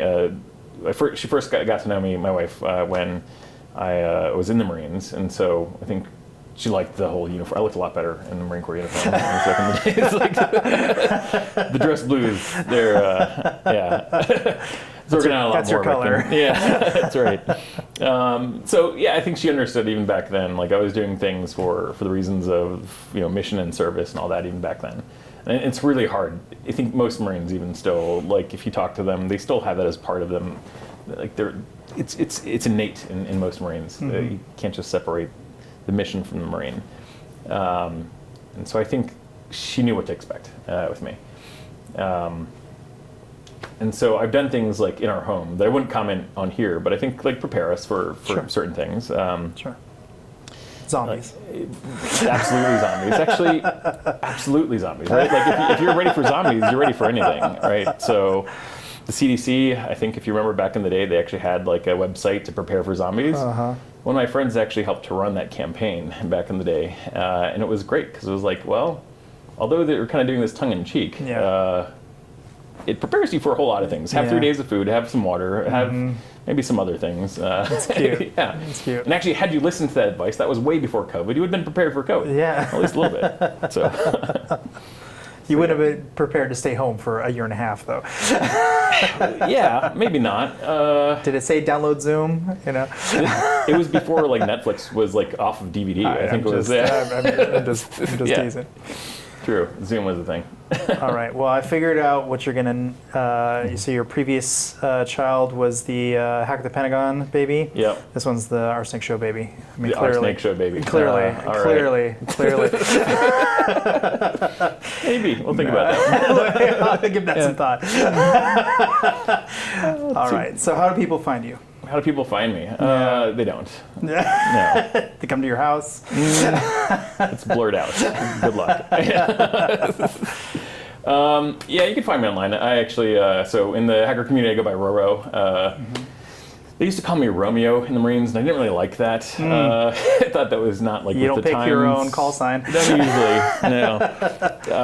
But then, like, people also started calling me Roro, and actually in the Marines that means like roll on and roll off, and like these big ships that carry lots of stuff. And so in the Marines, I would carry like really big guns, and eventually, like, it was not really good on my body either. Like, cracked my 5th metatarsal, my foot, and my knee, and all sorts of stuff. So, anyway, Roro, roll on, roll off, kind of like big guy, carry lots of big things. So Roro, Ra for Ura in the Marines is my handle. So Roro Ra, R-O-R-O, Ra is my Twitter handle. I'm not trying to promote that, but like, I don't really post stuff there. I just generally like stuff every now and then. But if someone want to get in touch with you, if you wanted to contact me, that's fine. Yeah. LinkedIn. Yeah, I exist there as well. I generally don't post stuff for the reasons that I was talking about social media. Like, I don't really want them to know how my brain thinks too much. Yeah. So, but email. I'll email people, and I'll message them directly on Signal. I like more of a personal touch, and so I reach out to people directly if they're in my no megaphones. Trusted, circle. Sure.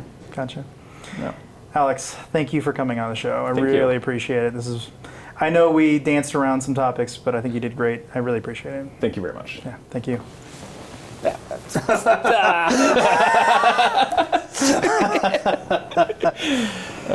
COVID times, what do you do? Fist bump into a handshake. We're done.